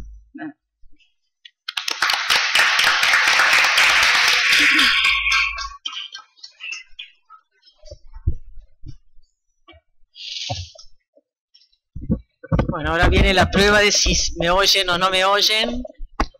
Bueno, entonces si me oyen, arranco sumándome a los agradecimientos que ya se han hecho y a la alegría de compartir con ustedes un homenaje tan merecido como el que los compañeros del Instituto Ravignani organizaron para Jorge Hellman. Todos hemos comenzado más o menos con un acercamiento a nuestro conocimiento a Jorge. Y yo debo decir que la primera vez que escuché, digamos, este nombre, el de Juan Carlos Garavaglia, de Carlos Mayo, de Raúl Fradkin, estaba asociado a una polémica que fue tan fuerte que bueno, los gritos y la conmoción que generó se escuchaba desde Montevideo. Y me refiero a la polémica en torno a los gauchos. No había quienes... Ya sé que toca mañana, no voy a decir, pero simplemente que eso fue algo que, por lo menos, yo no investigaba este periodo, pero sí daba clases sobre este periodo, y bueno, me hizo poner el oído atento y empezar a descubrir con la lectura de los trabajos de los compañeros y de Jorge en particular, que no solo había vacas y hombres sueltos en la campaña. Pero, digamos, eso también se vinculó con temas que yo estaba empezando a trabajar, porque el excelente trabajo, que también sé que va mañana, pero que igual déjenme mencionarlo, Campesinos y Estancieros, había tomado como espacio de análisis el espacio de análisis que yo tomé para mi tesis de doctorado. Por lo tanto, tenía allí un diálogo con Jorge, a veces de encuentro y de desencuentro. A veces los desencuentros se referían a las lecturas de un lado y otro del Río de la Plata sobre una historiografía fundamental, por lo menos desde mi perspectiva, en temas que tienen que ver con los procesos de apropiación de tierras y ganados, como era la obra del equipo de Lucía Sala, de Julio Rodríguez, de Nelson de la Torre. Y bueno, a veces con coincidencias y muchas veces con discrepancias en torno a, digamos, a esos apoyos, pero sobre todo con una calidez impresionante pero bueno, para compartir esas cosas que no estaban en el libro, pero que uno podía, leyendo fino, ver dónde estaban y trabajar en esa dirección. Bueno, realmente por ahí empezó mi conocimiento. Pero este panel no se refiere a eso, yo ya lo sé, sino que se refiere a las bases sociales de la construcción de los liderazgos políticos. Y entonces allí yo también querría recordar algunos trabajos que fueron fundantes, que por lo menos yo no puedo rescatar todos, pero sí querría destacar, digamos, por lo menos dos. Uno, que fue una obra colectiva organizada por Noemí Goldman y por Ricardo Salvatore, que tenía que ver con los caudillismos rioplatenses. Y que en mi caso, bueno, me invitaron a participar para incorporar a José Artigas, pero la lectura del trabajo de Jorge en ese volumen, El gigante con pies de barro, ¿no? Es decir, entrar a pensar que Rosas no era tan todopoderoso como nos lo había dicho la historiografía, digamos, antigua, pero también la del siglo XX, eso como que empezaba a hacer pensar que en realidad no estaba todo escrito y que había que entrar a examinar desde distintos ángulos esas bases sociales del liderazgo de Rosas.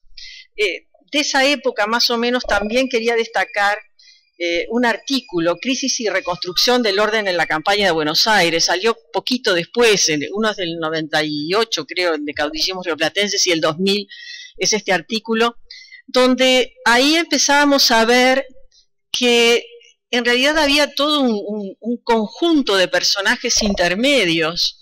que eran los que permitían tejer ese orden en una campaña que, bueno, que había sido afectada y seguía siendo afectada por la irrupción de la movilización social de sectores que hasta ese momento estaban como alejados o no tenían un protagonismo. Ese artículo para mí fue realmente muy interesante, porque aparecieron figuras y sigo pensando en mi tesis, aparecían esas figuras que bueno, eran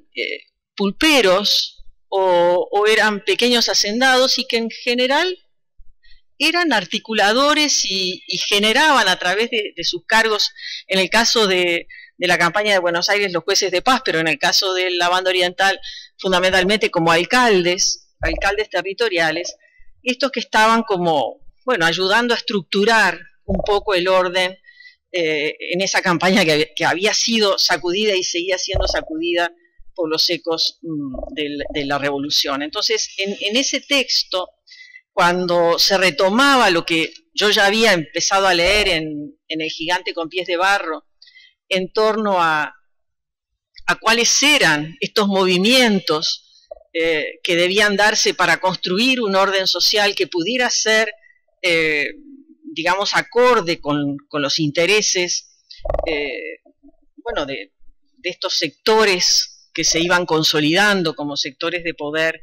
en Buenos Aires, y cómo debían apoyarse en una compleja y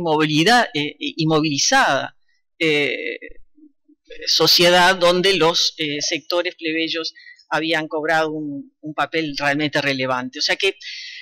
yo diría que tendríamos por lo menos que empezar, seguramente ustedes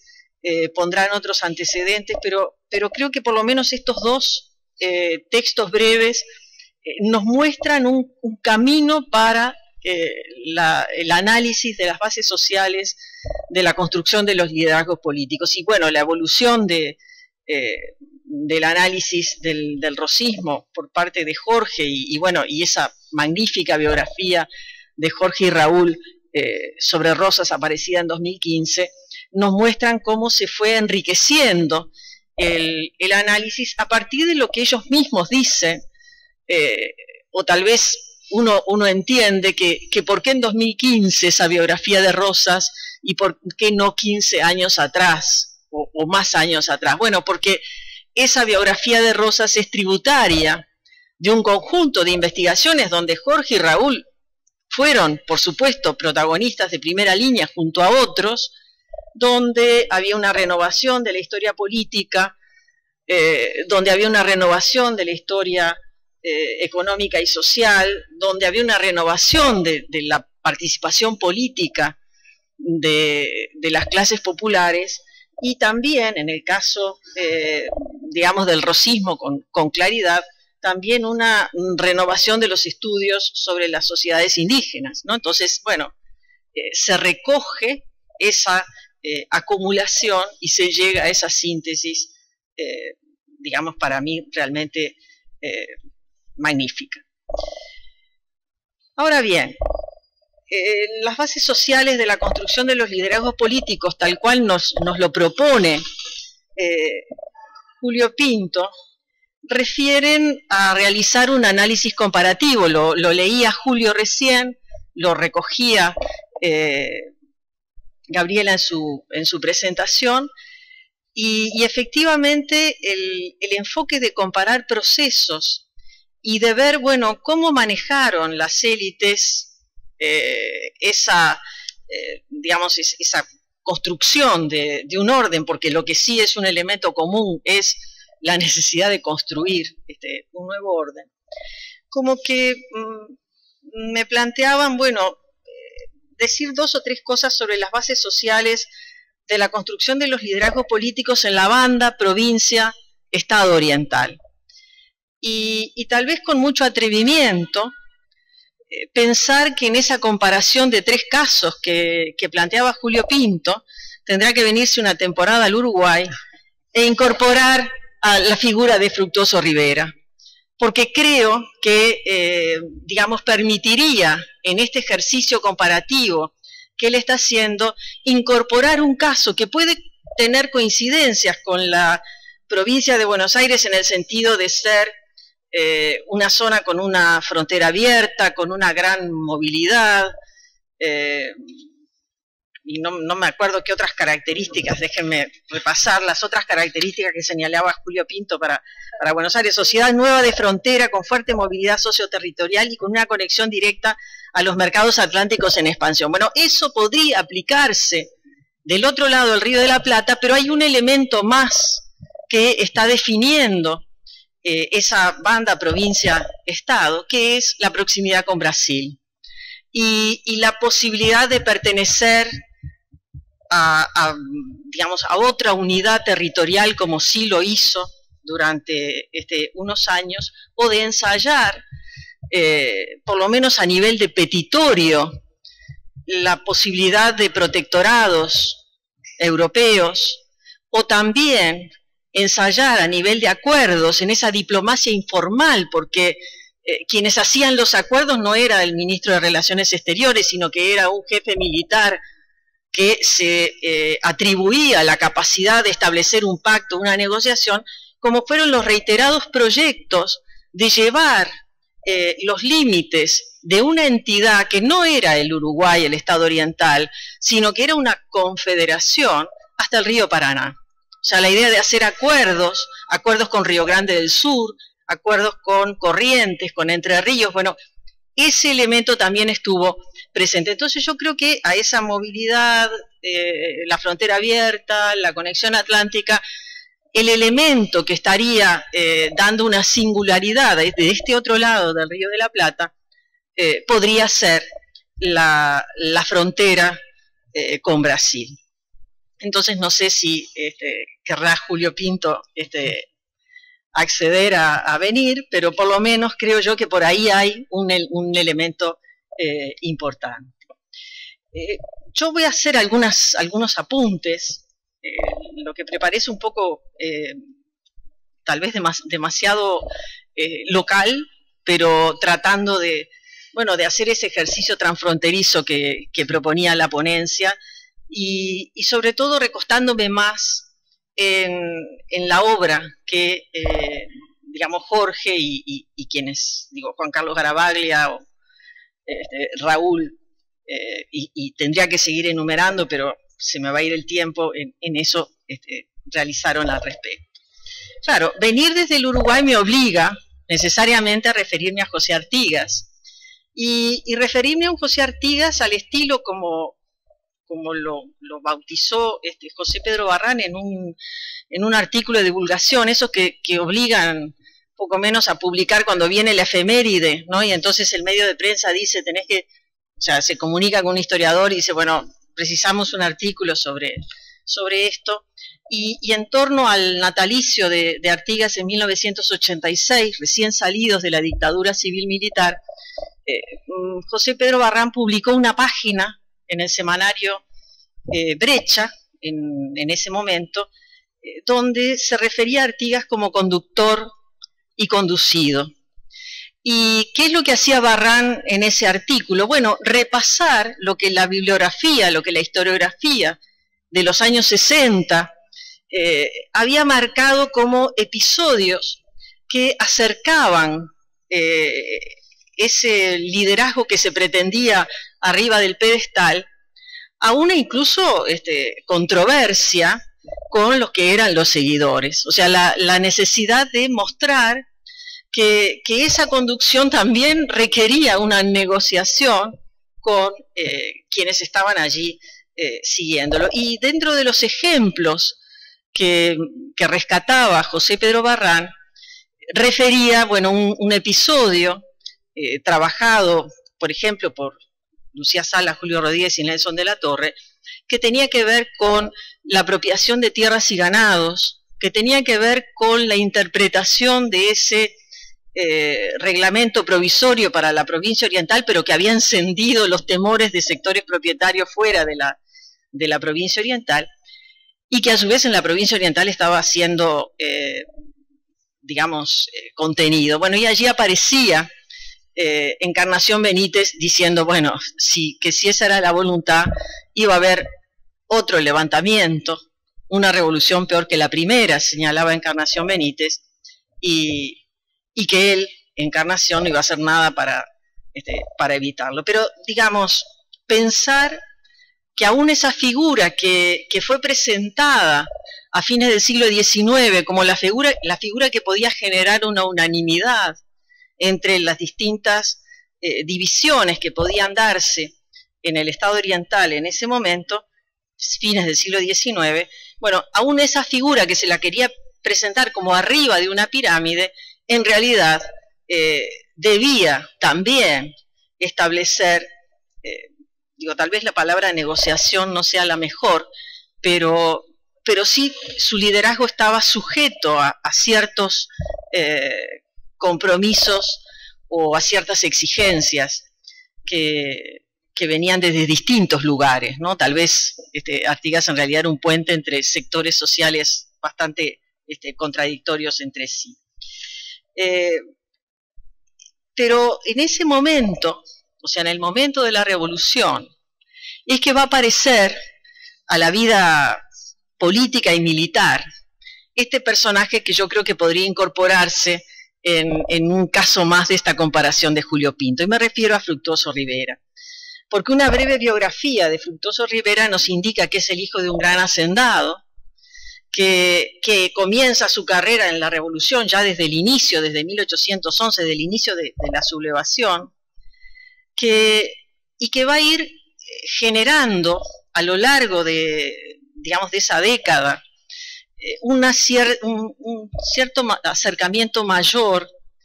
con los sectores propietarios, y que luego va a pertenecer al orden lusitano,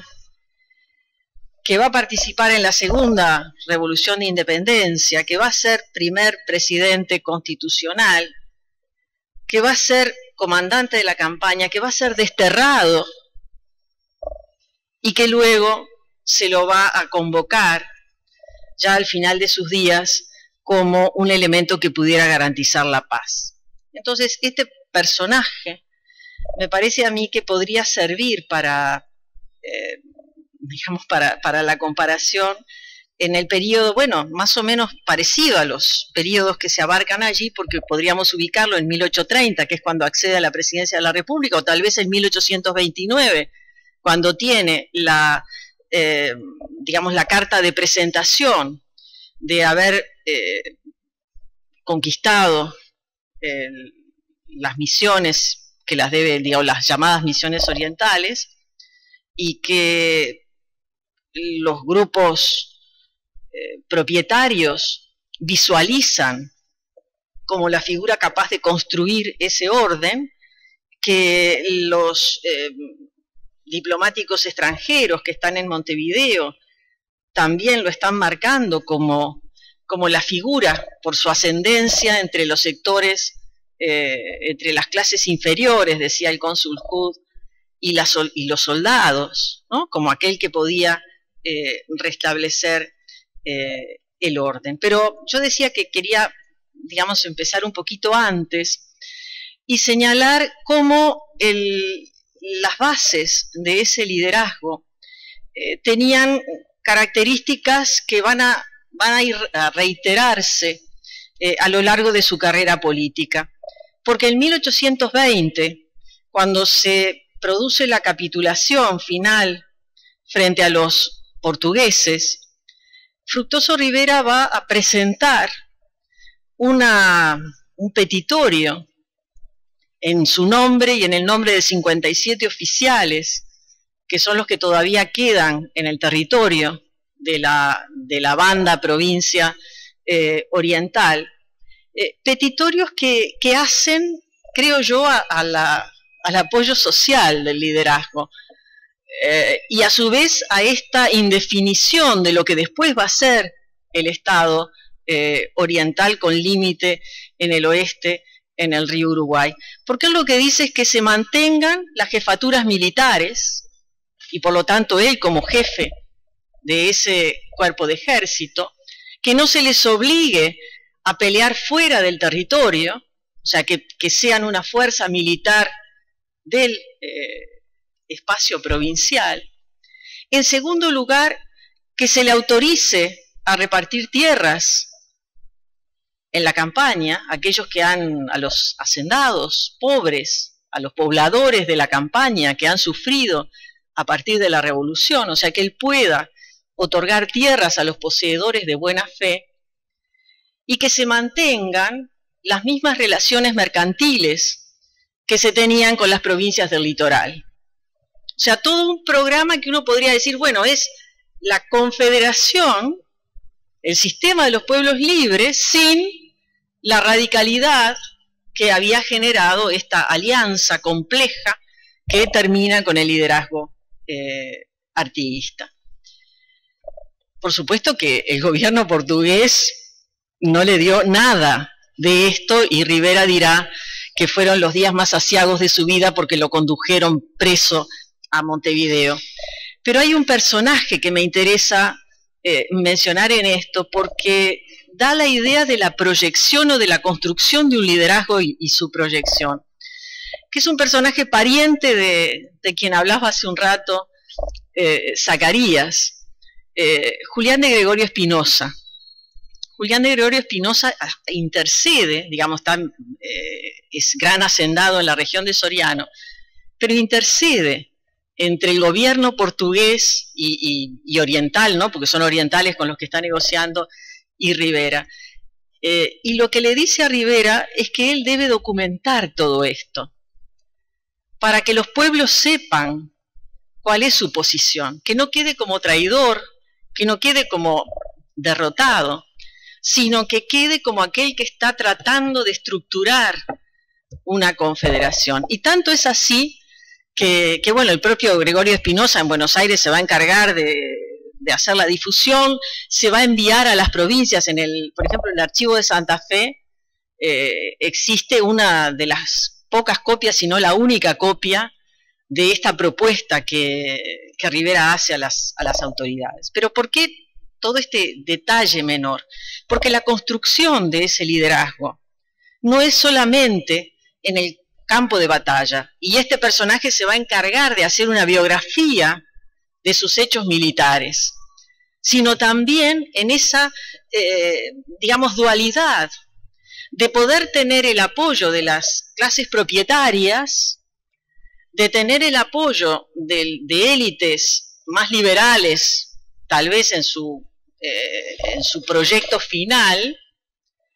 y también de estos otros sectores que, bueno, terminó la guerra, se desmovilizan, pero se tienen que incorporar en un nuevo orden. Ya presidente, y digamos simplemente para, no voy a entrar en los detalles, pero ya presidente, Rivera también se ajustaría a lo que se ha venido trabajando en el último tiempo, por ejemplo, por José Carlos Chiaramonte, en lo que refiere a que los caudillos no son sinónimo de inexistencia de las instituciones. Y es muy interesante seguir la correspondencia que se ha conservado de Rivera con Julián de Gregorio Espinosa, por ejemplo, o examinar también lo que el propio Rivera se encargó de que se llame Registro Rivera, para ver el uso de las facultades extraordinarias en más de una oportunidad. Facultades extraordinarias cuando había una guerra civil, y en algunos de los, digamos, hubo varias en su primera presidencia, pero también facultades extraordinarias en la segunda instancia en la que él se va a hacer del Poder Ejecutivo. Y me refiero a la segunda vuelta del levantamiento contra el presidente Oribe, y luego de la derrota de Oribe señalar que, bueno, se suspende la autoridad de los poderes públicos, y que esa suspensión de la autoridad de los poderes públicos va a durar hasta que se restablezca el orden de la nación que el ejército constitucional está tratando de lograr. Y lo interesante es que también va a someter a plebiscito esa resolución. O sea, él convoca elecciones, pero paso previo a votar, se tiene que ratificar la legitimidad de las facultades extraordinarias que ha tenido Rivera, en un paralelismo que los contemporáneos, no él, pero los contemporáneos, hacían con Rosas. O sea, el paralelismo. O sea, la idea de, Rosas, que va a ser tildado por quienes escriben esto, por el sanguinario, y en cambio Rivera tiene humanismo, y tanto los diplomáticos como la prensa adicta a Rivera van a señalar esa característica. Por este contraste, ¿no? Cómo se eleva un personaje y se denosta al otro, cuando en realidad pertenecerían ambos a lo que Bartolomé Mitre, y también los orientales, Santiago Vázquez u otros, están en contra, ¿no? Que es la idea del caudillismo como barbarie. Bueno, es esa contradicción que es interesante mostrar, ¿no? Porque tienen que defender un caudillo cuando es para atacar al otro. Y para, dejar así abiertas las preguntas o las posibilidades de una posible comparación, Rivera va a cumplir un poco con ese esbozo de explicaciones con el que cerraba Julio Pinto su ponencia, porque la fragmentación de los grupos dirigentes, gran fragmentación de los grupos dirigentes, señala la necesidad de una alianza con los sectores plebeyos. A su vez, efectivamente, en la banda Estado oriental había habido un grado de activación política previa que era muy difícil de reacomodar. También podemos mencionar los factores de orden más estructural, porque el tema de la apropiación de la tierra, de los ganados, va a ser un tema central, en la manera en que lo va a resolver Fructuoso Rivera, que es a través del pragmatismo, a través de la negociación, a través de hacer un padrón con los pobladores de un lugar, y después por la documentación recogida por Salas Rodríguez y de la Torre, allí aparece que cambia el gobierno y son desalojados, pero también por las características estructurales, porque no estamos hablando solamente de sectores plebeyos rurales, esa población de la campaña que venía del periodo anterior, sino también de la población indígena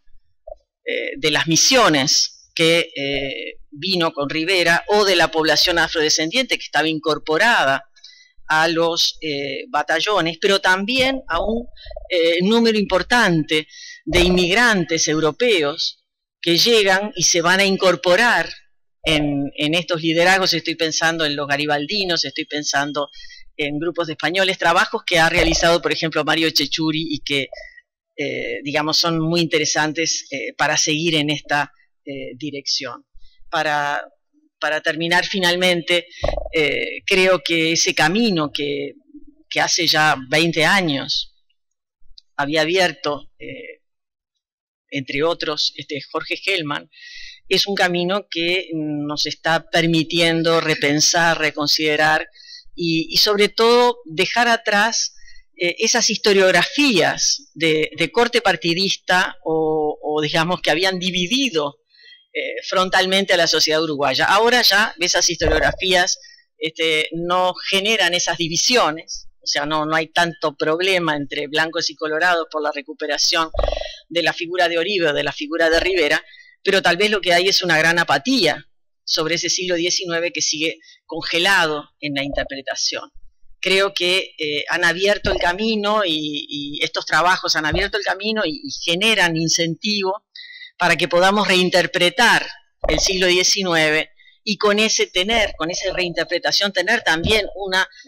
visión más acertada del siglo XX que con sus diferencias, en el caso por lo menos del Uruguay, tiene una atadura muy fuerte con la historia, o sea, hay un vínculo muy fuerte con ese pasado a la hora de construir las identidades políticas. Gracias.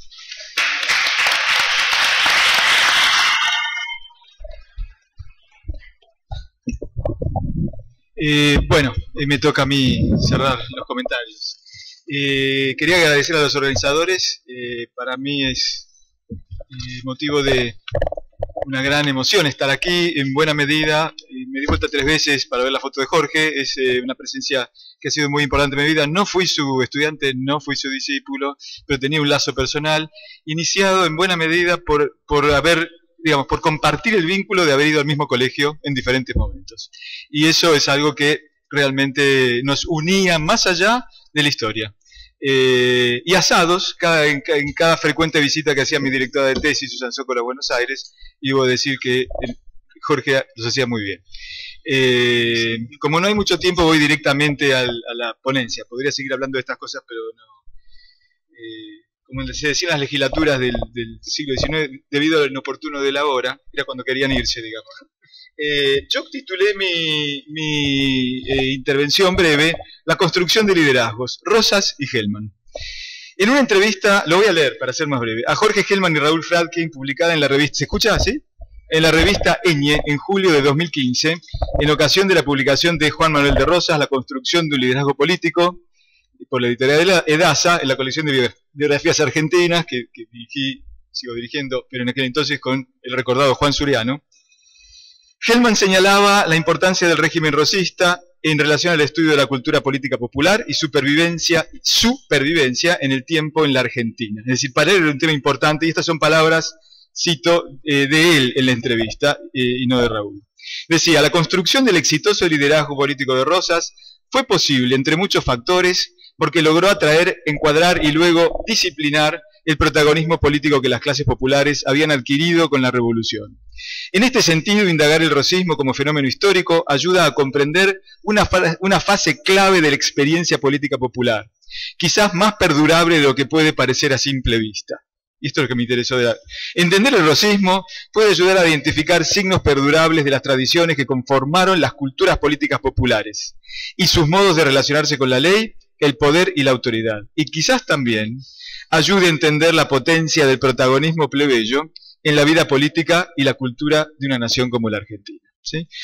Creo que este tema, el de construcción de liderazgos políticos, no fue el gran tema de Jorge como investigador, sino que finalmente llega a él luego de una fuerte revisión de la historia agraria, ¿no? Hoy escuchamos un poco la prehistoria de como investigador, Zacarías, las cosas de comercio, elites, etcétera. Jorge participa muy fuertemente de los debates sobre historia agraria de mediados de la década del 80, la segunda mitad de la década del 80, y luego se lanza, como dijo Ana muy bien, esos 2 textos gigantes, con pies de barro, en el libro que compilaron Noemí y Salvatore, y en Orden y Reconstrucción, publicado en el Boletín de Ravignani en el año 2000. Voy a hacer alguna mención a la ponencia de Julio Pinto, que es una pena que no haya venido, porque entonces podríamos tal vez dialogar un poco más, aunque no sé, debido a la hora, pero la ponencia de Julio Pinto reflexiona en torno al tema del proceso de seducción, imposición política que él denomina la construcción social del Estado en América Latina de la primera mitad del siglo XIX. Ese convulsionado periodo que siguió al súbito y violento derrumbe del orden colonial introducido por la Revolución. Si bien este es un tema clásico de la historiografía latinoamericana, las transformaciones de esa misma historiografía en los últimos 30 años han modificado sustancialmente el enfoque con el que se lo estudia. Mucho se ha dicho y discutido acerca de los avances y limitaciones de la nueva historia política, o la así llamada nueva historia política, pero es indudable que esta corriente renovadora ha puesto en el mapa historiográfico del siglo XIX varios tópicos, de los cuales el más abarcador y de consecuencias más profundas y duraderas ha sido el republicanismo. Perdón. Lo que pasa es que, bueno, se quedan un rato más. Está bien. No estoy acostumbrado a leer, realmente siempre hablo. Denominador ha sido el republicanismo. Denominador común de los regímenes políticos hispanoamericanos decimonónicos más variados que compartían la entronización de la soberanía del pueblo como principio de legitimidad. Pero este principio, ampliamente difundido en América desde la Revolución, engendraba un desafío desde abajo a un Estado con un edificio institucional endeble y a medio construir, y unas élites debilitadas y políticamente fragmentadas después de la guerra revolucionaria, como han mostrado un gran número de investigaciones sistematizadas últimamente en el libro de Hilda Sábato, Republics of the New World. La aproximación de Pinto propone concentrar la mirada justamente en ese desafío a la autoridad de las élites, que provenía de una plebe ahora convertida en parte del pueblo, que brindaba, al menos teóricamente, su consentimiento periódico a los actos de gobierno por delegación. Es en este aspecto que la aproximación de Pinto difiere del enfoque avanzado por la nueva historia política. Para él la construcción de estos regímenes tuvo, cito, también una dimensión inequívocamente social, o si se prefiere, sus palabras, social popular. Creo que Hellman no podría estar más de acuerdo con esta afirmación. Jorge Hellman concentró sus esfuerzos de investigación en este sentido en el estudio de la construcción del liderazgo político de Rosas en la sociedad bonaerense de las décadas de 1820 a 1850. No tiene mucho sentido en este momento recordar aquí lo que él explicó también en tantos de sus trabajos, que finalmente encontraron lugar en la biografía, mucho más que una biografía y un poco menos que esto, que escribió a cuatro manos con Raúl Franklin, ¿sí? Y además es tema de mañana, con lo cual no invado temas. Lo que me interesa destacar es el contexto en el que Hellman produjo esos textos que enriquecieron nuestra imagen de Rosas como conductor al señalar sus logros, en particular el orden, pero también sus limitaciones. En primer lugar, creo que en la construcción del Rosas líder político, Hellman aplicó su profundo conocimiento de la historia latinoamericana, que había frecuentado y enseñado durante los años en que se desempeñó como profesor de Historia de América Colonial, como fue recordado hoy a la mañana, y posiblemente en los cursos impartidos en sus estancias españolas. Así, por ejemplo, en sus primeros artículos sobre el tema, Crisis y Reconstrucción del Orden en la Campaña de Buenos Aires, Boletín de Ravignani 21-2000, su análisis de la justicia de paz y su expansión en el territorio bonaerense en el periodo rosista comienza con menciones a libros entonces ya clásicos sobre la implantación del sistema judicial y la formación de una cultura legal en el periodo y México coloniales, el Perú y México coloniales, que apuntaban a señalar la agencia de indígenas y mestizos andinos y novohispanos en la apropiación y uso de las instituciones judiciales hispánicas. Y me estoy refiriendo a los libros de Steve Stern sobre Huamanga y de Charles Carter sobre la formación de la cultura legal en el México colonial. Por ejemplo, esta dimensión americana aparece de manera un poco más explícita en sus textos más recientes sobre el tema. Por ejemplo, en Rosas bajo fuego, que creo que es el libro central para comprender este tema que nos ocupa en esta mesa,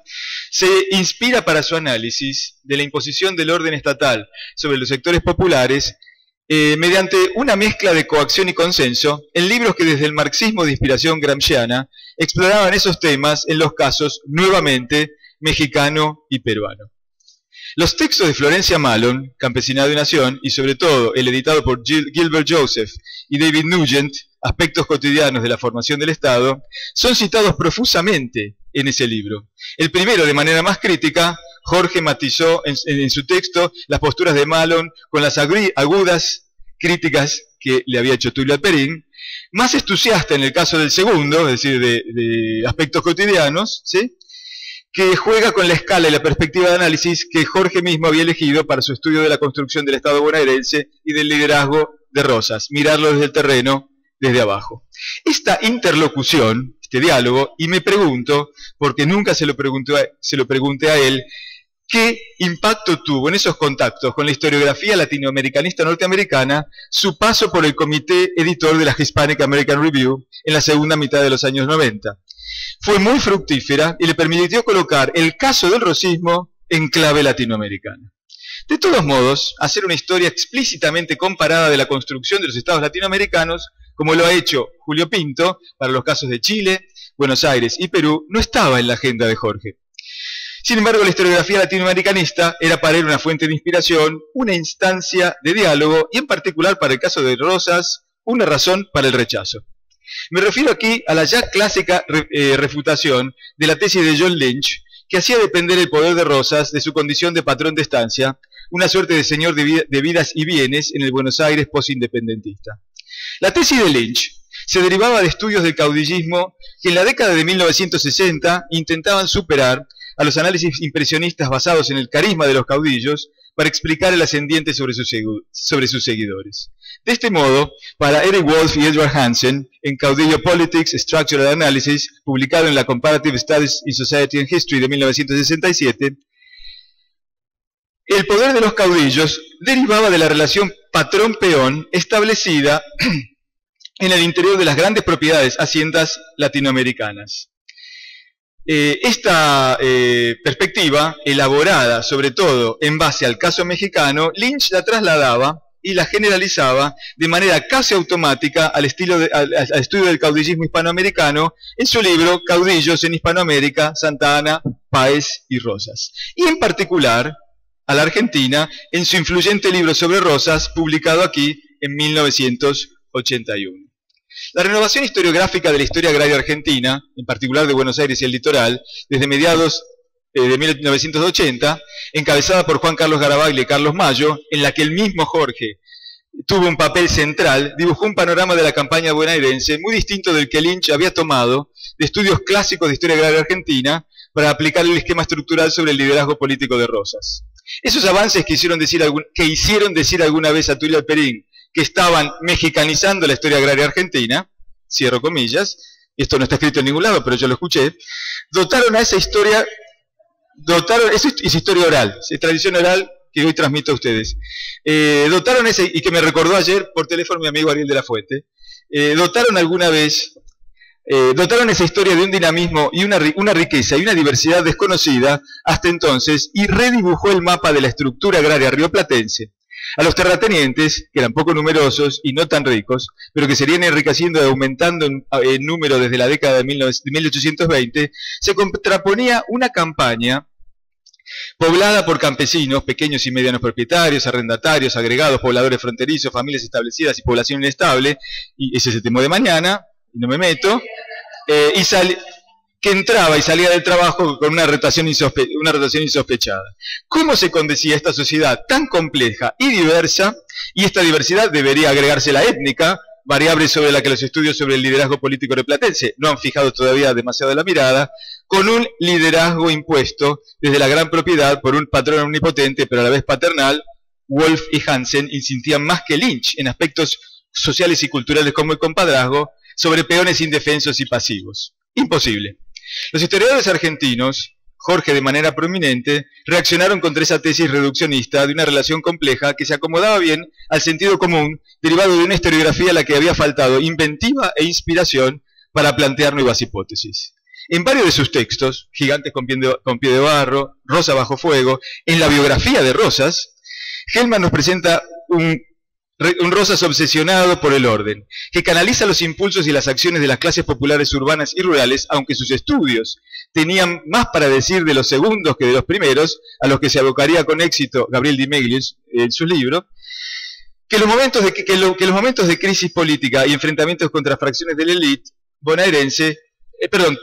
los movilizaba en momentos de crisis política y enfrentamiento, esos sectores populares, contra facciones de la élite bonaerense que impugnaban sus gobiernos, como en las coyunturas críticas de 1832-33 y 1838-1840. Pero también lo presenta como un líder que en sus estancias no podía implantar de manera completa las relaciones sociales derivadas de la propiedad privada. Me meto un poquito con ustedes. Y a pesar de oponerse a ellos, debió tolerar o hacer la vista gorda a derechos establecidos de antiguo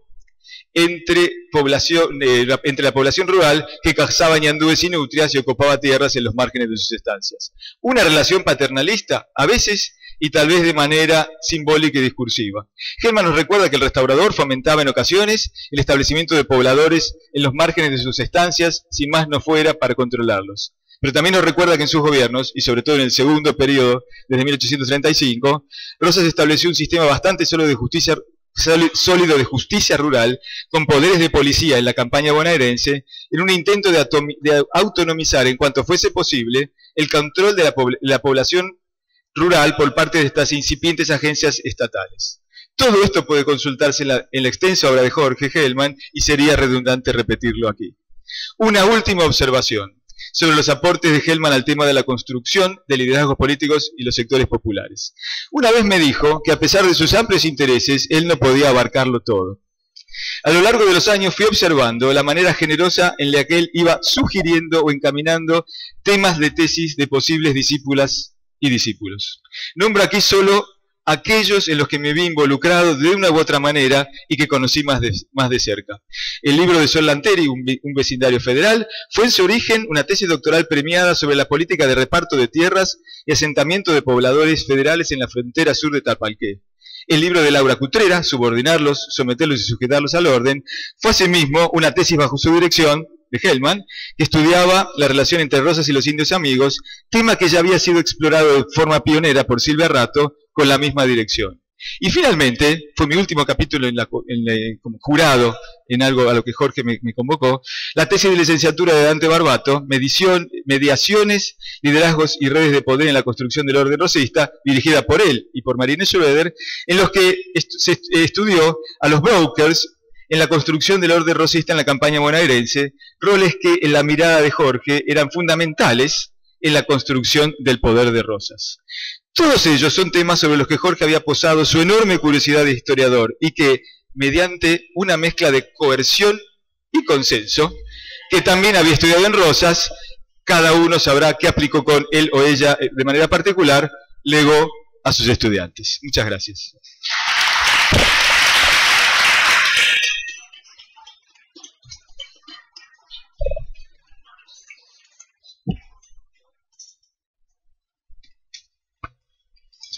Preguntas, comentarios.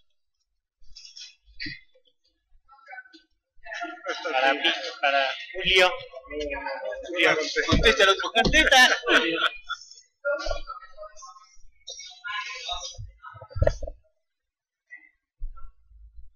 ¿Tenés? No, digo que lo único que puedo, que creo que compartimos con Judith, con Rosa, Congos y Sol Lanteri, es que engancha perfectamente esta mesa con lo que mañana tenemos que trabajar. Así que, ay, no sé si va a haber otro público. ¿Por qué? ¿Vos no pensás venir? Ah, bueno. Claro, creo que da pie, digamos, para que retomemos desde donde ustedes están dejando para la discusión de mañana. Así que, en ese sentido, me parece que ha estado muy bien la intervención de los tres, ¿no? Enfocando en el tema del liderazgo, que en estos casos, tanto, sobre todo el de Rosa, se basa en la población rural, ¿no?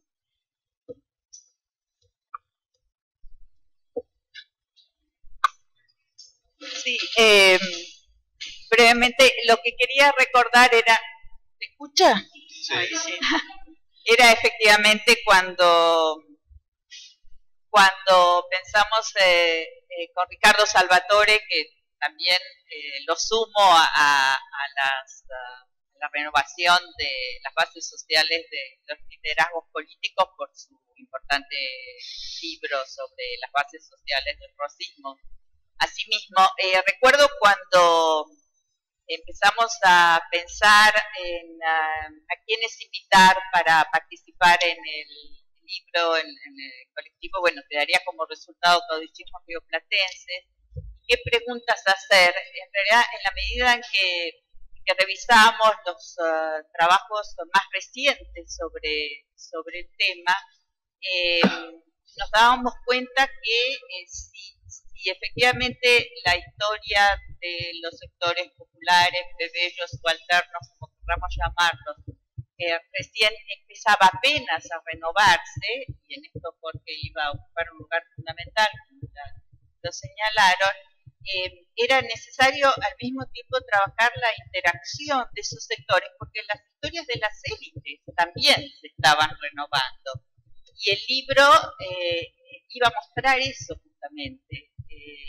cómo a partir de los diferentes trabajos, es decir, aquellas imágenes más, digamos, tradicionales de caudillos donde dominaba el carisma y el poder militar, y sectores populares llamados masas, ¿sí? En ese genérico que no se sabía bien quiénes eran dentro de esas masas los verdaderos actores, que el caudillismo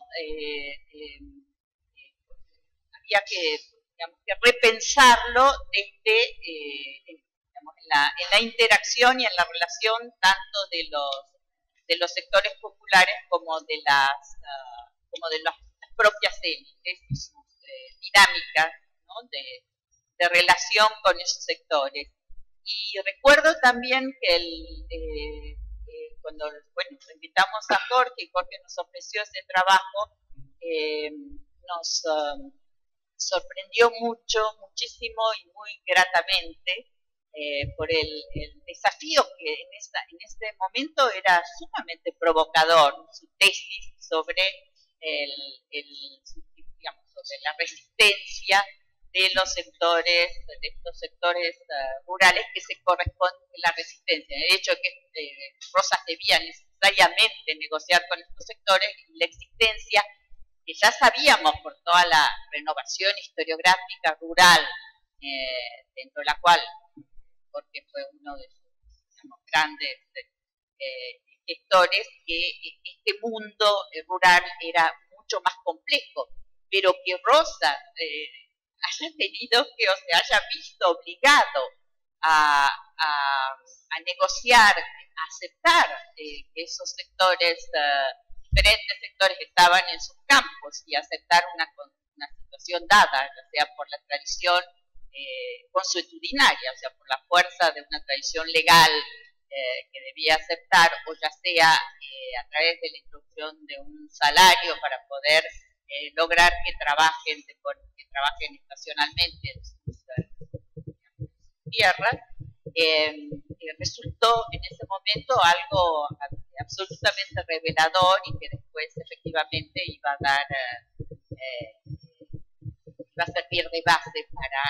los estudios, para profundizar estas líneas, que de alguna manera fue también retomado por él y por Raúl en una magnífica biografía sobre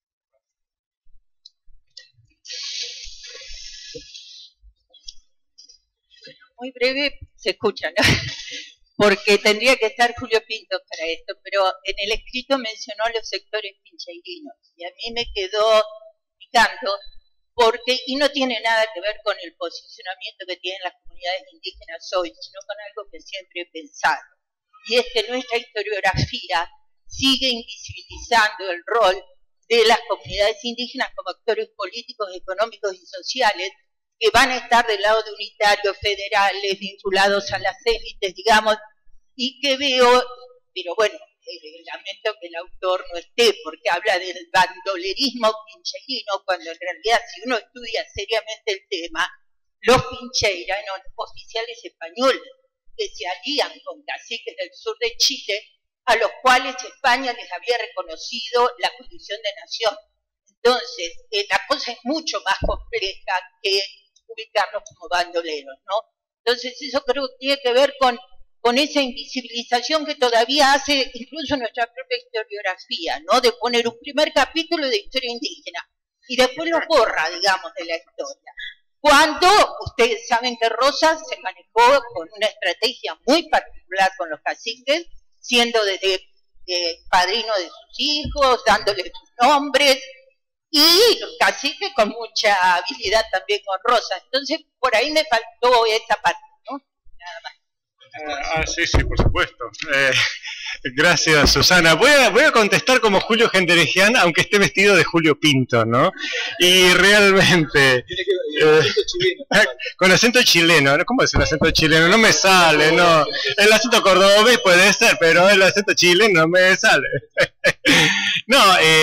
digamos, justamente yo también cuando leía el trabajo de Julio pensaba justamente en lo que Susana está diciendo, porque tenemos incluso varios trabajos, bueno, incluso los de Sol Lanteri, que va a estar mañana, es decir, que nos muestran que los indios hasta votan, incluso si vamos más allá de la categoría, es decir, cuando no sé, en comunidades de frontera como Azul vota el 80%, el 100% de los varones en condiciones de votar, esa comunidad incluye indígenas, incluye afrodescendientes, incluye un montón de cosas que realmente, o personas, ¿no? Que realmente están actuando como actores políticos. Y acá me puse a reflexionar un poco también sobre lo que muy bien decía Ana, ¿no? Es decir, no hay ninguna duda de que digamos, esta participación popular empieza en las urbes, en Buenos Aires, pero también en el mundo rural, como que esta campana de salida es la gran rebelión campesina, como la llamó así en su momento el Perín, en fin, en la banda oriental. Y me parece que en Buenos Aires, en el mundo rural de Buenos Aires, en el mundo rural que tenemos en otros lugares en donde ese impacto no fue inicial, se va construyendo esa participación, esa ciudadanía, un poco también como se decía en esta mesa recién, ¿no? A través de esa interpelación mutua, ¿sí? Y en esa respuesta que dan desde su posición, estos sectores que a lo mejor no leen, no saben leer y escribir, pero que participan activamente en la política y que van a ser integrados a ella, por la razón que sea, pero van a tener un rol muy activo y muy fuerte, como justamente creo que estamos todos de acuerdo cuando uno conoce un poco a través de estos nuevos trabajos que se han hecho sobre los indígenas y la frontera. Me parece que es un tema que creo que en cierto sentido Jorge quizás no lo investigó, pero dio una serie de pautas, ¿no? Al inicio, y me da la impresión de que por suerte, justamente gente que ha trabajado mucho en las fronteras, nos está cerrando un poco el panorama, nos está mostrando bien cómo esto se articulaba y cómo funcionaba. Perdón, yo solo